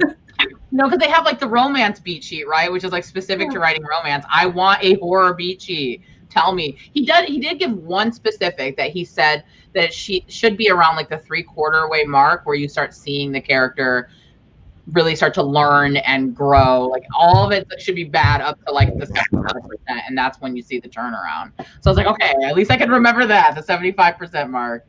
But yeah, I wanted a beat sheet. I wanted a horror beat sheet. Not gonna lie. Yeah, I was kind of hoping for that too. Yeah, but I did like that. I also really liked how he talked about like the whole, which is gonna sound weird. I really liked how he talked about killing people, but specifically like discussing that you can't just kill people willy-nilly because nobody will care, and like you have to also like respect people's death, like respecting the character's death and like doing care. I really like that because I thought about Clown and Cornfield, and I thought about There's Someone Inside Your House, because they both will do like a POV of a person that is like about to die, and that's the first chapter you're seeing them in, and so they have only that chapter to make you care about the person. Of them like running away and like fighting for their life makes you care that they're fighting for their life, and then kill them. And like that, like I think that's what made those books so good, especially There's Someone Inside Your House. I feel like Stephanie Perkins does like a specifically super excellent job at that. I remember reading chapters where I was like, oh no, I hope they don't die, and of course they died, and I was like, oh my gosh, she's so embarrassing for you. But I think that was really important, and like how he broke down how you can care about the character before they die. I could maybe not do with his example of killing the happy lesbian couple, but that I wasn't a fan of. I was like, I don't know the rest of your book. Maybe the rest of your book has other like happy gay people that aren't dead. But in that very little paragraph where he explained, I was really like, oh, that's so nice for them. And then I remember that he killed them, and I felt really sad. So I think there's a lot of legitimacy. It was a weird choice. I like that he says that, like, if you're going to kill somebody, you have to care that they're dying.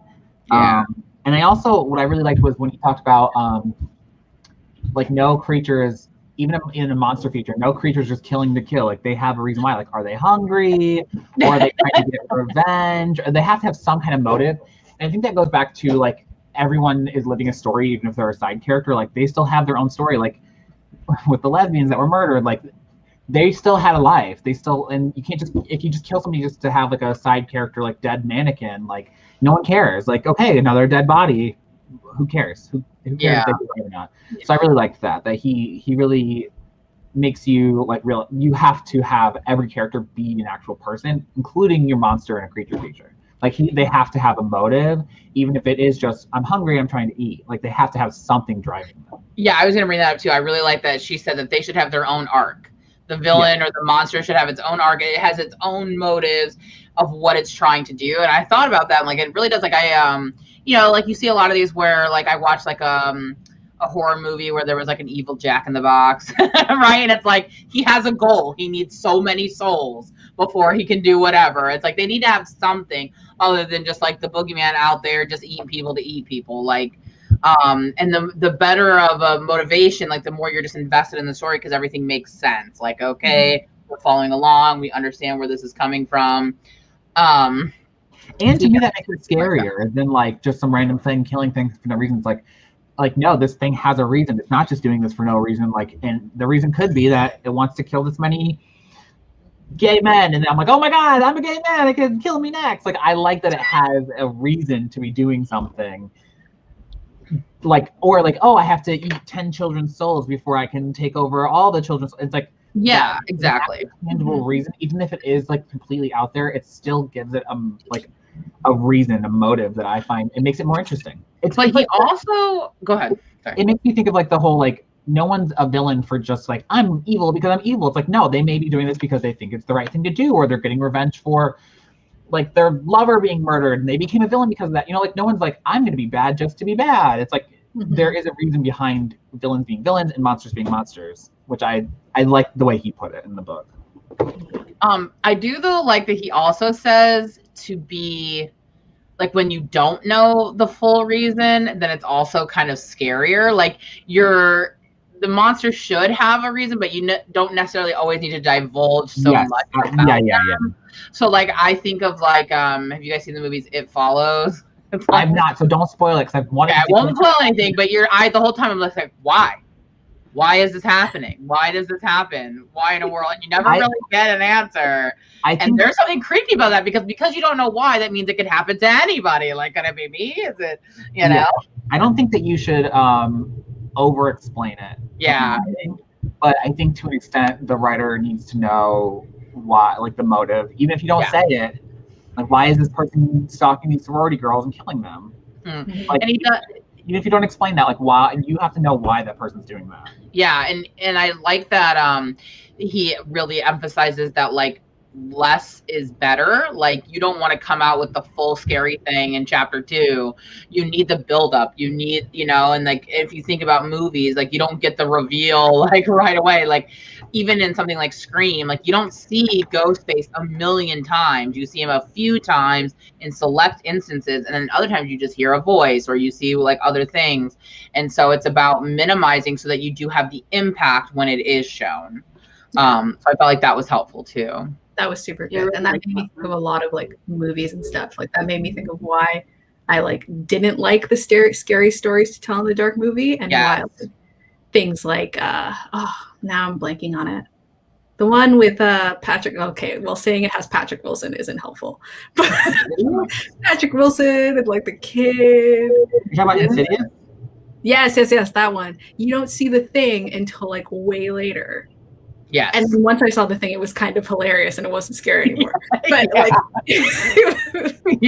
there was impact in like not being able to see it for so long. Exactly. It's almost more often like more impactful when you don't see it and like your imagination is just kind of running wild. Because you're right. Sometimes when you see them, you're like, okay. Like for me, like in Insidious, the music is what's scary to me. The Tiny Tim tiptoe through the tulips. That is a big thing for me. And he does talk about that too, that we need to emphasize other like senses, right? Like smell and taste and touch. Because for me, I know like, I mean, it's not one of those, but for me, what really scares me is creepy sounds. Like, I don't like creepy sound. I don't like creepy music. I don't like creepy laughter. That stuff stays with me. Like when I watched Carrie when I was, young, they're all going to laugh at you the way the mom says that. And she hears it all the time. Dude, I would have nightmares about that stuff. And when people would want to like freak me out, like, like my one of my good friends lived across the street, and like I would have my window open and she'd want to come over and she'd go to my window and go, they're all gonna laugh at you, and it would freak me out, dude. Like that is more scary to me than any of the telekinesis, pig blood. It's just that creepy voice, right? Because there's something about that like enters your body, right? The scary thing enters your body, and there's something scary about that. So I think it's like the same thing with like touch or taste or smell. Like it's closer to you. It's actually entering into your body, and it kind of resonates more, I feel like. A lot of people that, like those ones are like the ones that you don't notice as much, is like taste and smell. And that's why they're more effective, because it is more intimate to be noticing those things. It means it's like it's close, whatever's happening. A couple of people brought up Bird Box, which I wanted to bring up, is that you don't see the monsters the entire time, and that is even scarier, which I think is interesting though, because they did record a scene where they exposed the monster, but they said people on the crew laughed at it because it was so bad that they thought it would just be better not to have it at all. So I think that's a good one though, because like you're terrified, like what are these things, and you never get to find out. So like you don't know if you're going to see it. You could just be, so yeah. it can definitely go wrong with the scary. Especially in movies, like Yeah. So that's why, like, a lot of stuff to me, like when people say how you watch so many scary movies, because so much of it to me is just funny.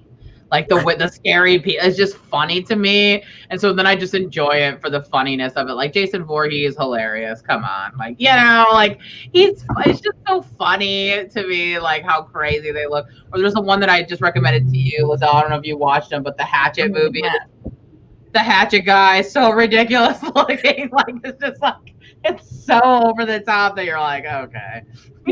So it does kind of take away from, but I don't watch it to be scared. Like I watch it for like, the fun parts of it or whatever. There was a couple things that I did not like. I was gonna say, are we gonna segue into the? Yeah. Okay. So at the end of the chapters, there's the voices from the shadows where they talk about like what makes good horror.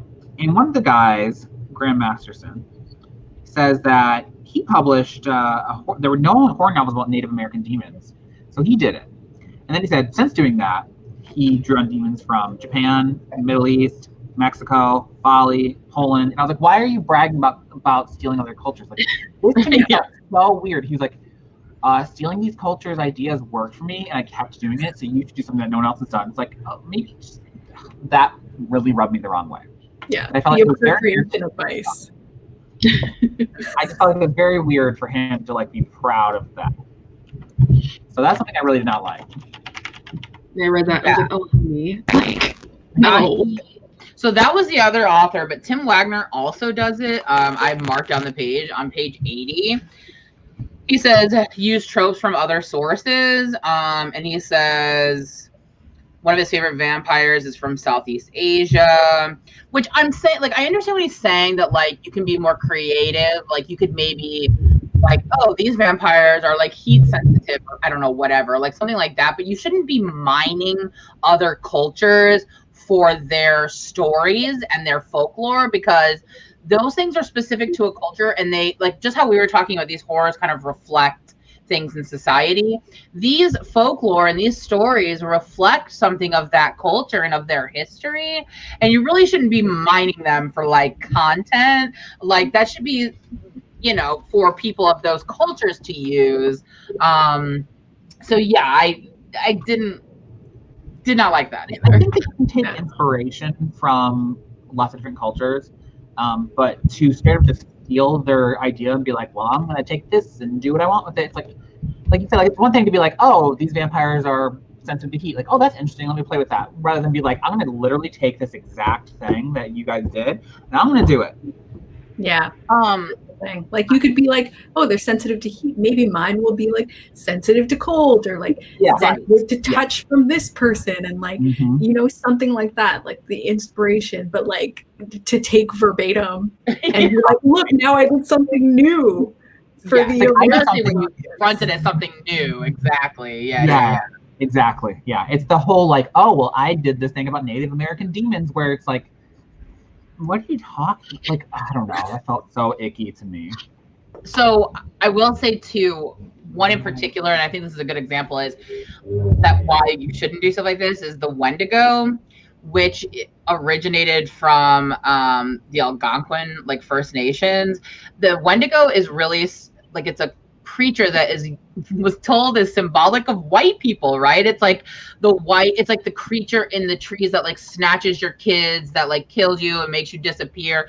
It especially was really popular at the time when they were putting children in residential schools and boarding schools. It's like someone who snatches children and stuff. And so the whole point of the Wendigo is it's like symbolic of like the other, like stealing you and taking you away, and then to have a white person use that, it's like the exact thing that the thing is commenting on. So it's just like you're totally taking something and you're removing the importance and the sort of like where it comes from, and you're like making it devoid of all meaning, and it's something that's really relevant to a culture and speaking to like what the definition of appropriation. Yeah, exactly. I also wondered, do they even consider that a demon? Like, do Native American, First Nation, you can't generally speak, but like, do they use the word demons? Like, no, well, it's like an entity. Like, I would say it's, I don't know, I hate to compare, but like kind of like the chupacabra, like it's a thing. It's a thing that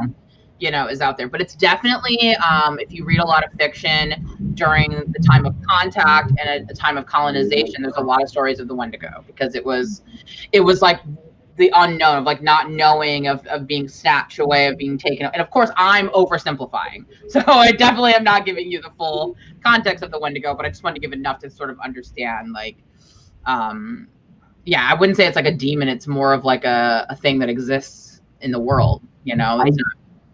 I just also, this is a generalization, but I cannot believe, or I find it hard to believe, that an old white man was culturally sensitive to all these different ones. Like we talked about Mexican demons and Polish demons and Middle East.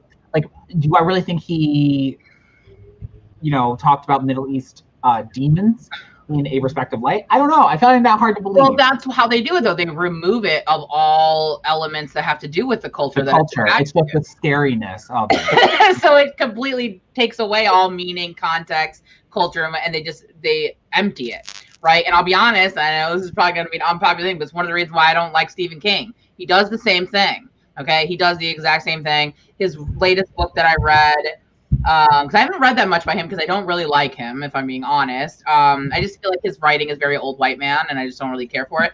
But I can't remember which one it was, but it was a book, and they made it into a show. It's about like Mexican folklore. It's like a Mexican shapeshifter like character, and he claims that he writes these people to be culturally insensitive because that's realistic, but it's like, I don't know. It just is an icky feeling for me. I just don't think I need. Is it like in at the end of it, where like this is such a privileged person? Like, does he need to be the one telling that story? Can we get somebody else? Rick Riordan knew to make an imprint for people to tell their own myths, whereas Neil Gaiman just like jacks that all. Yeah, it into a series. So like clearly it can be done where you let people tell their own stories. It's chosen. And often they're not given the chance or the avenue to do it. Yeah, which is why I really respect Rick Riordan, because like he is trying very hard to help people that are like from minorities that don't get heard often. Like you said, like tell their own myths. Where it's like Neil Gaiman and Stephen King is just, like Stephen King loves Native Americans too. Like it was a Native American in every book, man. Thing, and it's like it's always with him. Native American. Every book, I'm like, come on, bro. Can we please? Also, I will say that Graham Masterson, the guy that like took demons from different cultures, he also has a ton of. I looked him up. He has a ton of books on sex education, including one called like "How to Drive Your Man Wild in Bed." So I'm just like, are you sure it's the same guy? Yes, 100%. I pulled up his Wikipedia, and he has a whole section on his Wikipedia bibliography about like whatever they call it, sex instruction books. So I guess his horror, him pillaging and colonizing other people's horror stories wasn't paying the bills. So okay. So another thing, there was two concepts he talked about. He talks about a lot of concepts, and I know, Liselle, you said you kind of like some of them were confusing, so you kind of were like, eh. But he talks about two that I found really confusing was anchor points. His explanation of anchor points was confusing to me. I don't know if you guys remember that. And then he also talked about action idea. That one also didn't make sense. Oh, that was so confusing. So confusing. I'm like, what? So I don't know, Kevin, do you remember those either? Like, I'm looking up the anchor thing right now. So the anchor, okay, I'll tell you, I have the page numbers. So the anchor points was on page 106. The problem is I'm on the Kindle version, so he said, oh, okay, it's in chapter 10, chapter 10. So he says, I made up the name for this technique, anchor points. Anchor points are when you use a blend of different details, a sense of thought, a bit of dialogue, a memory, connection, and emotion to anchor the scene in reality for the reader. We perceive reality as constant and ever-shifting input of data and as responses to that data. We're always sifting through this massive data to determine what is and what isn't important. Anchor points allow you to simulate this experience for your reader. So I think I took it as like what? I took it as like I'm probably wrong. I'm like, I don't understand. But I took it to mean like what's because like he said at one point, I don't remember if it was a chapter, is that like our conscious and subconscious minds are constantly taking in everything, right? I thought about it like when I'm driving down the street. There's someone walking, there's dogs, there's other cars, there's stoplights, and I think, what do I need to focus in on? What's important and what anchors me in reality? And I'm thinking, what do you need to add in this story that makes someone that's reading it feel like they're in it? So like the detail of it was folk pop music, that puts me in this atmosphere of, I can imagine a cafe that's full of people. There's like, because when you're sitting in a cafe, you hear all the different machines going, and there's all these other people, and there's folk pop music. And so to me, the anchor point is, what is the detail that's worth bringing up that will make the person feel like they're part of that scene? Wow, you just beautiful minded that whole thing, didn't you? That made a lot of sense. Okay, like, that works then. Now I get it. Thank you. Like when I meant, because like if he had brought up like the smell of the coffee beans, like I know what that's like. I can imagine myself in that person's position of like what it smells like, what it sounds like, but I don't need to know that the person next to her is on her laptop looking up Wikipedia articles. Like that doesn't immerse me in that scene. That is, like, unless it's an important story, I don't need to know that. So what are the anchor points that actually make you part of the scene? Yes. So I don't know if that's correct, but that's what it sounds right to me. I mean, it sounded good. If no one really understood it, then who knows what it means? I could be making it up. Like, that makes sense. And then it's also like what the character themselves would notice, like through their own biases and stuff too. Because like the character, in this example, has the fear of people going insane. I think he said. Yeah. And so she's noticing things that the other people in that cafe are doing, and like how like that it filters through her mind is how it also like anchors more than just like what's going on. It brought me back to in one of my books, in the witch book, there's a scene where I talk about the character notices really something specific about the architecture of the building. And when Laura was reading it, she was like, how is he the kind of person that would know this? And so it's like the anchor point, like Kristen was saying, is like, what is something that one person would notice? Like if me and Laura were in a cafe, I might notice a hot guy, but she may not, because like that's not what she's perceiving. But like I don't know, I was just giving. Yeah, I like hot guys, Kevin. Okay. I was just giving, but like I may notice something that you may not, because like each person is taking in and anchoring themselves on different things. Yeah. So, yes. Yes, that makes sense actually. So then let's try to explain the other one for me, Kevin. The action idea is in chapter 14. Okay. So 14. Oh, I also like. No, I was going to say, while you guys are looking at that, someone asked a question about, aren't we supposed to try and write multicultural characters because that's how it is in a lot of places?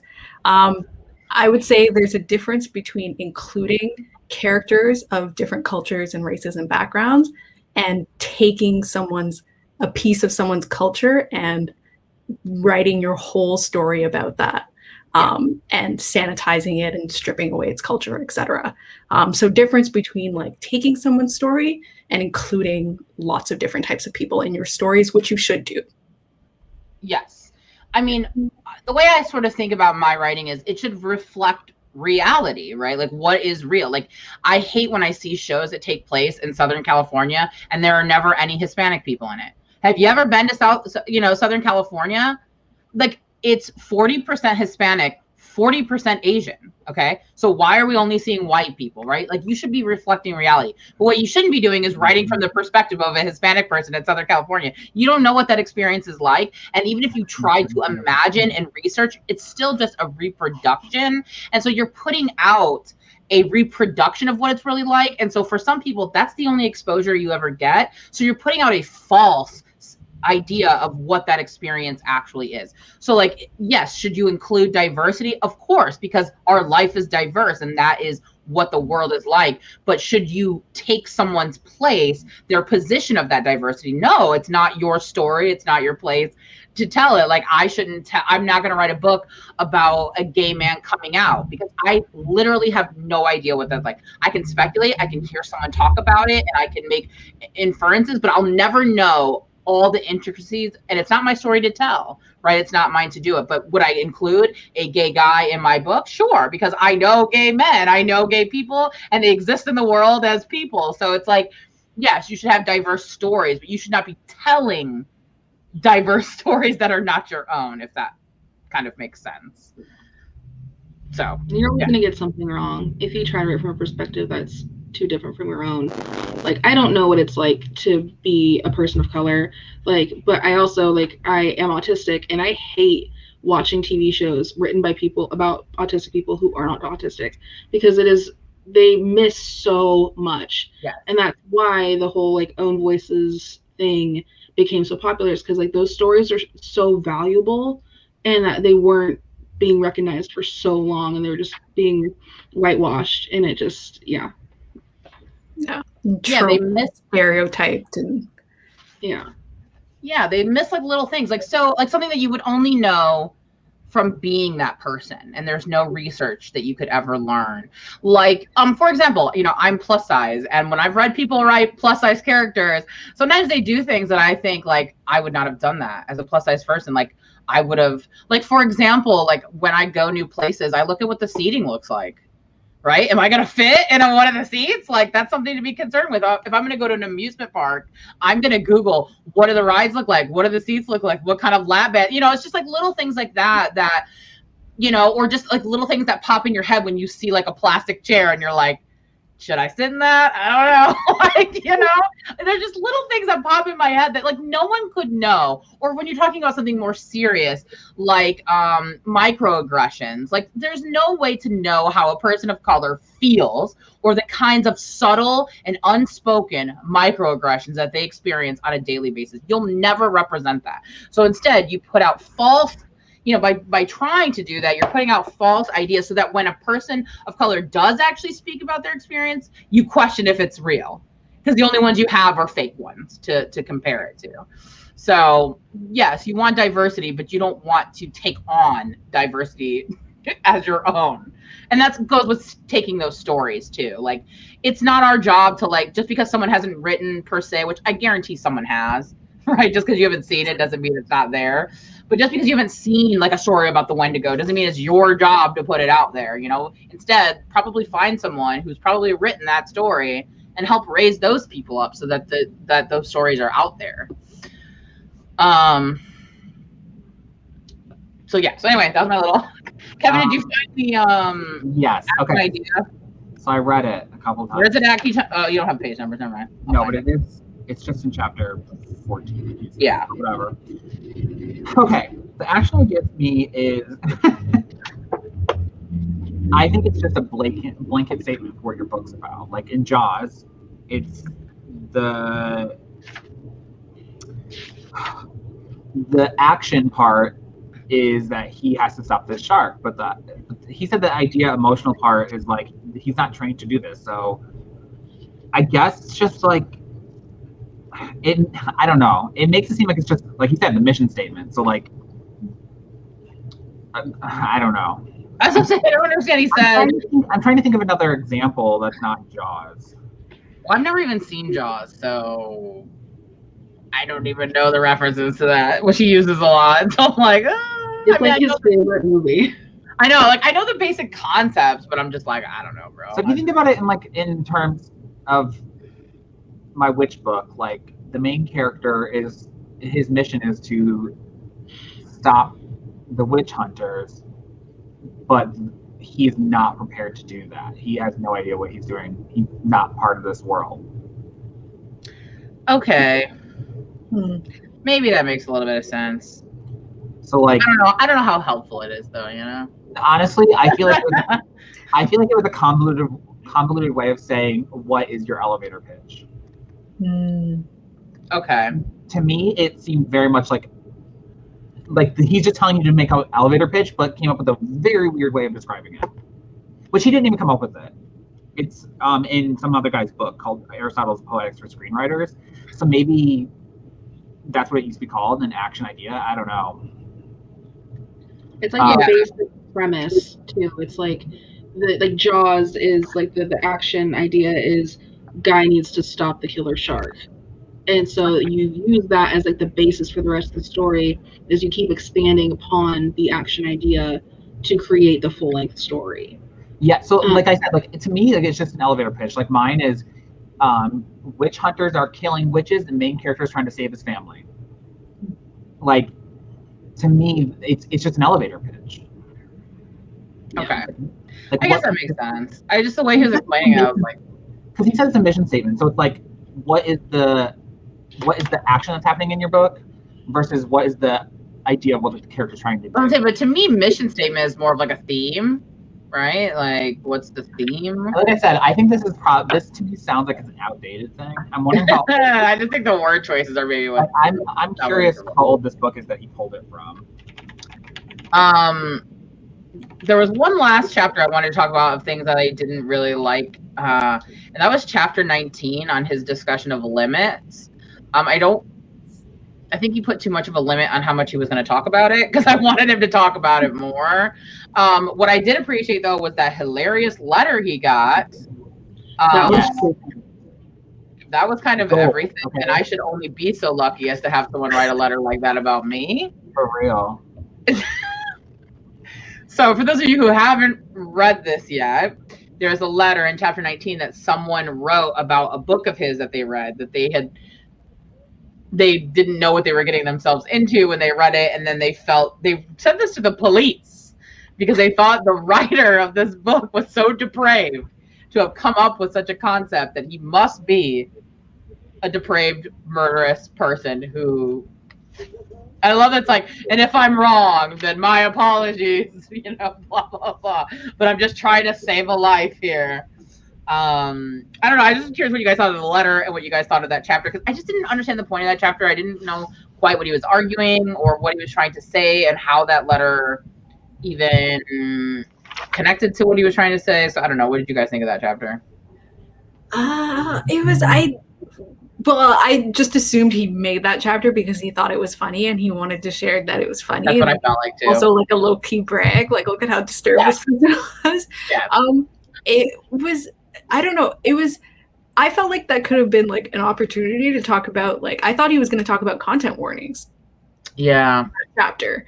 Because it kind of seemed like he was telling you to be aware of the content that you're putting into your stories. Yeah. But then it was also like, I don't know, it was sort of strange, but it felt like it could have been an ideal moment to talk about content warnings and like, putting those out there for people, but that was not where he went with it. I think that's what I thought it was going to be too, right? Like, I thought the lesson was like, people shouldn't be thrust into something that they don't want to read or can't handle reading, and so it should be more clear to people what they're getting themselves into. But I don't think that's what he ended up like saying in that chapter, so I was a little confused. Yeah, so you as an author are responsible for what you're putting out into the world, but at the same time, it's like if you're writing horror, like I'm not writing it so that you can go do it. Like it's you're supposed to be horrified by it, that kind of thing. Yeah, I didn't understand the takeaway. Like, what does he want us to do then? Like, what are you trying to tell us to do? I feel like the entire chapter felt a little like Liselle said, like, oh, look what I did. It's so funny. Yeah, I felt like it was just an excuse to put that letter. Yeah, it was really strange. It was like he was almost like he was trying to tell you to censor yourself, but then not. Yeah. But I think the whole thing of that is like, somebody's asking how old the book is. The book came out in October of last year, correct? So it's very new. Yeah. New enough that I don't know if maybe it's just like his vintage and it's not like a thing that people are really doing. But yeah, I feel like content warnings would have been the way to go here. Maybe she would have skipped them because sometimes you put them in the book and people skip over them. But yeah, I feel like that's really the best takeaway from that is if you should be concerned about the content in your book and like making sure that people are aware, and that's why content warnings are so important and great. But yeah, he didn't go there, so it was just very weird. I did want to ask actually, Liselle, because I think this is relevant to horror, like and you wrote dark fantasy as well. Like, are you going to have like trigger warnings or content warnings in your books when they get published? Blood Like Magic, the ARC has the content warnings. Oh, let me see. See if we can find the page here. How do you feel like your publishers felt about that? Like, was there any pushback? Were you the one who had to say that? Oh, okay. So this is the thing where I was like, oh, I really like my publisher. My Ashley Shuttleworth, who wrote A Dark and Hall Store, who is my editor sibling, they were like, oh, I put content warnings in. And I had been like worried about like when I was going to get my chance to ask, because I had been prepared for pushback, because that's what people made it seem like was going to happen. And then I emailed my editor and I was like, hey, can I put content warnings in? And she was like, oh yeah, an author note for sure. And then I just put it in, and then it went. And for my horror, when I sent it to my agent, I put content warnings in it. When we sent it to the editor, it had content warnings in it. And I assume the final will also have content warnings in it. For my horror, it's specific, like it's extra important because there's discussions of a sexual assault and that sort of thing. But in Blood Like Magic, there's stuff to discuss as well, right? Like there's a whipping scene in the context of slavery. There's a character who has an eating disorder. There's a character that suffers from addiction, like all of that stuff. So I've been really happy that I've had a completely positive experience in being like, I want to put it in content warnings and getting to put them in. Because I remember there was this whole big thing. I feel like it was about Ninth House, about like not getting into the book and like could only be on the author website, but I had zero issue getting them in. I'm curious thinking about that too, about content warnings, because you said you had it for your agent, right? To kind of give your agent a heads up. And I'm curious that in the querying, if content warnings should be included in like a query letter or when you're sending like a full manuscript. That would be interesting. I put it right under my title page. That's where I put it. But I also did put it like when I sent, no, I think I just put in the manuscript. Yeah, just right under the title page. I just put content warnings and put them there. Yeah, that's interesting about querying. I just feel like it couldn't hurt to put it in there. I don't think any agent would be upset to see it. I think they'd probably appreciate it. And there are certain agents that will put certain things in their bio that they don't read. That's so true, that you would know up front that you shouldn't be sending them to that. Also, someone asked, the content warning, it's before the first, oh God. It's like, it's after the title page. Oh, it's after the dedication. Dedication, then content warning, then the rest of the book. Yeah, because I was thinking about that, because like, yeah, if you have an agent who say, you know, gets triggered by something, you wouldn't want to thrust, you know, some pages at them or a manuscript without them. I mean, for the same reason that you would choose not to do that to your readers, you know, they're still a reader of your content. So I just hadn't really thought about that before. Yeah, that's interesting. I hadn't thought about that with querying. Yeah. So, okay, so any other things? We're kind of getting toward the end here. If there are other things, yeah, Kev? Really quick. So I looked up the passage from the original book about action ideas. And it says, your action idea should be able to move listeners who merely hear it, just as they wouldn't be moved if they saw an entire movie made from your screenplay. So it's just an elevator pitch. Okay. Yeah. Okay. Right. So we're kind of toward the end here of the discussion. So were there any like last things about the book that you liked or disliked that you wanted to bring up or mention that we talked about?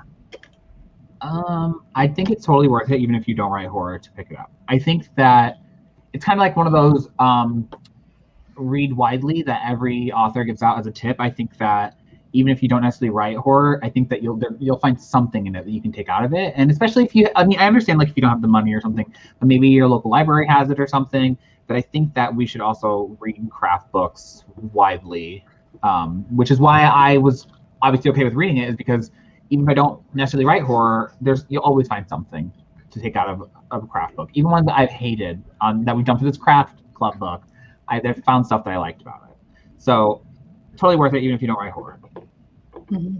I think this would be like, so great for like suspense and like atmosphere. Like I struggle to find books with atmosphere. And I think there's so much good stuff in here about like building dread and like fear that, yeah, like Kevin said, that would work for so many things. That would work really well, I think, for suspense, for dark fantasy, for sure. Yeah. And I think that the atmosphere thing really lends itself to any kind of writing, because there's so many contemporaries I've read where they like white room themselves, where I'm like adding the atmosphere can really set any kind of story. So I think when he talks about that, I think again that you can take something out of it no matter what you write. Yeah, I think it's a really great place to start too if you're at all interested in writing horror. It doesn't go super deep into a lot of topics, but it's just like a great starting place to do further research later. I really enjoyed it, and I really enjoyed the way he broke down monsters and the different types and how to create immersion. And I thought that was really helpful, no matter what you write. Yeah, and I wanted to note, Kat said in the chat that she said, I'd read a lot more horror books if they had content warnings. And I absolutely think that's a good point that speaks to what we were talking about earlier, that a lot of people avoid horror because they think it's going to be a certain type of thing or they want to avoid something. And if horror had more content warnings, then you could just avoid the ones of the thing that you're trying to avoid, and that would perhaps open you up to more types of horror that you maybe were avoiding because you didn't know.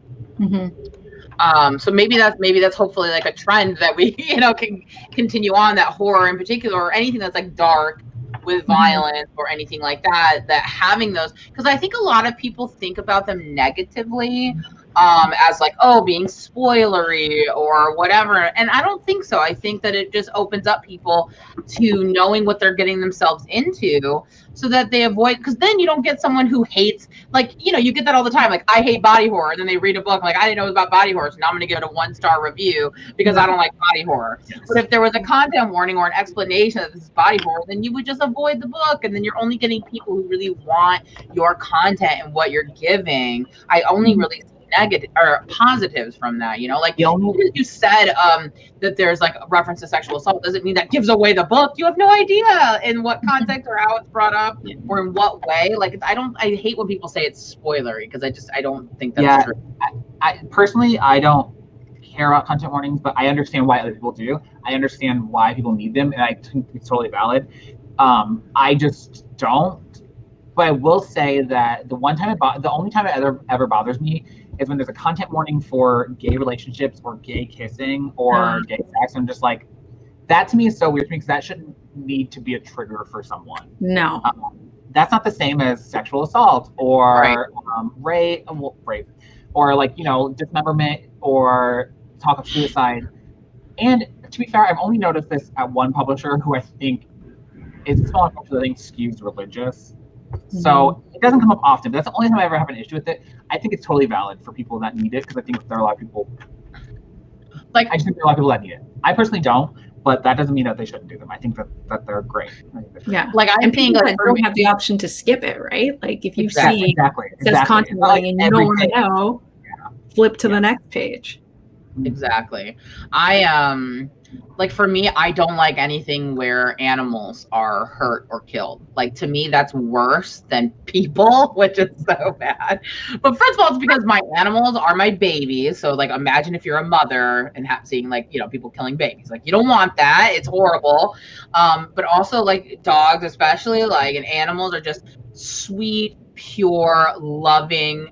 It's so disturbing to me to like, and I don't want that. I don't want to see it. I don't want to hear it. I don't want to think about it. It sends me. Like, I can't handle it. It is too traumatic. So like, I hate when I'm tricked into reading something like that, because it really upsets me. I don't want anything to do with that. Like, it's Agent MG17 said, personally, I wish content warnings would be placed on the last page of a book. I think that there are publishers that do that. I think, but if there's like Liselle showed, like, it says trigger warnings, you can just skip it. Like, you don't have to read it. Yeah, if you don't want to know the warnings. Or content warning. Sorry. And I feel like if it was in the back of the book, people wouldn't know. It might not know it's there. And so the front of the book is to make sure that you're not gonna miss it. Which, if you like just skip over all the front bits and like skip to the first page, then you could miss it. But it's there in the beginning to kind of make They're sure not hiding it. To be honest, I don't think I read any of the first pages of a book. I read the dedication, but I just skip over all this other See, stuff. I'm a nerd, dude. I look at all of it. I like to look at like what they tagged stuff on that title, on the back of the title page. Same. Yeah. I look to make sure, because sometimes I want to see if they have like an epigraph or something. Then I want to see that. So I'll flip Maybe I to should. make sure. I mean, but like if there was a content warning, I would just skip over it. I'd be like, that's cool. But Yeah. So I think it's fine being at the front of the book personally. I think you can skip over it pretty easily. Yeah. It's just, it's there for people who need it. Yes, exactly. And I think that's totally valid. By the way, totally off subject, but I think I'm going to be reading these books next because the show comes out really soon, and I want to have read the books. Yeah, I've actually want to read them. I just got them from I've only read the first one. Same. I've only read the I've first only one. Yeah, I read the whole thing. It'll make you mad, but like it's enjoyable. I just really want to read Six of Crows because I feel like those seem like books I would like more, but I need to read these first. I love Six of Crows.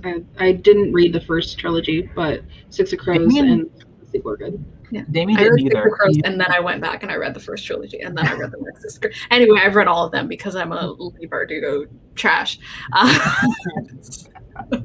Damien read the Six Crows, didn't realize that it was a sequel series, so he had no idea. Like when they talk about things, he's like, I don't know what that means. So. Anyway, that's off subject. I apologize. But like, yeah, I don't. I guess I do. Like, well, I was just talking about the beginning pages. Like, I glanced at them. But yeah. I think it would be really easy though. Like, I understand people that want them at the end, but I think it's really easy just to skip over if you don't want to see. Yeah. I also though I read the acknowledgments at the end too. I want to know who their agent is. I want to know that. Sometimes they have cute little things in there, you know, like. Or like sometimes they'll think they're friends and their friends are like other authors and you're like, oh, I didn't know they were friends. So yeah. I feel like it's peeking into their personal life and I like it. I'm like, okay. Oh, so Lee Bardugo thanks Amy Kaufman, Susan Dennard, and Sarah J. Maas. Yep. Yeah. It's also interesting if you want to get like real tea into it to see who they stop thinking. Yeah. Yeah. I do read the acknowledgments. But yeah, I think this was a great discussion, not just about the book, but about like horror in general and writing it and how it's working in the field. And I definitely like highly recommend this book if you're doing anything that has to do with really anything dark or atmospheric, like Liselle said. Also, really quick, what I will say is people that have problems with content warnings, I guess, is that TV shows do it too. Like, yeah, they have to. Yeah, like Game of Thrones. Even we were watching Crazy Ex-Girlfriend, and it says like TVMA for suicide. So like other things do it too. So yeah. Why not both? Sometimes I see them and I'm like, that's weird. Yeah. Like, like, oh, like smoking, and it's like a cartoon, and I'm like, where's the smoking gonna come from? It'll be like nudity. I'm like, well, I know I'm only gonna see boobs in this because they never show anything but boobs. Yeah. Unless it's Netflix. So yeah, so any last parting thoughts before we go? Pick it up. It's a good book. Yeah. Read horror. And pre-order Blood Like Magic, Liselle's book. This way. Oh, I have one over here. This way. Yeah. And if you're not already following Kevin and Liselle and Kristen, make sure that you are. And if you're not already following me, hello, you're on my channel. I have a video going up tomorrow. So we will have a new book for May. I will have a video up on Tuesday announcing the new book and the co-host and the date. So if you are interested in checking that out to see what our next book will be, then make sure you're subscribed and that you watch my video on Tuesday, hopefully at noon Eastern time. So, and that will be in May. So what'd you say, Kevin? Didn't say anything. Oh, I thought you said something. You had a weird smirk, so I was like, I thought you said something under your breath. Okay, so anyway, so all right, guys, thank you guys as always for joining us. Thank you to Kevin and Liselle and Kristen for joining us as well. And yeah, stay classy, San Diego, and we'll see you later. Bye. Bye.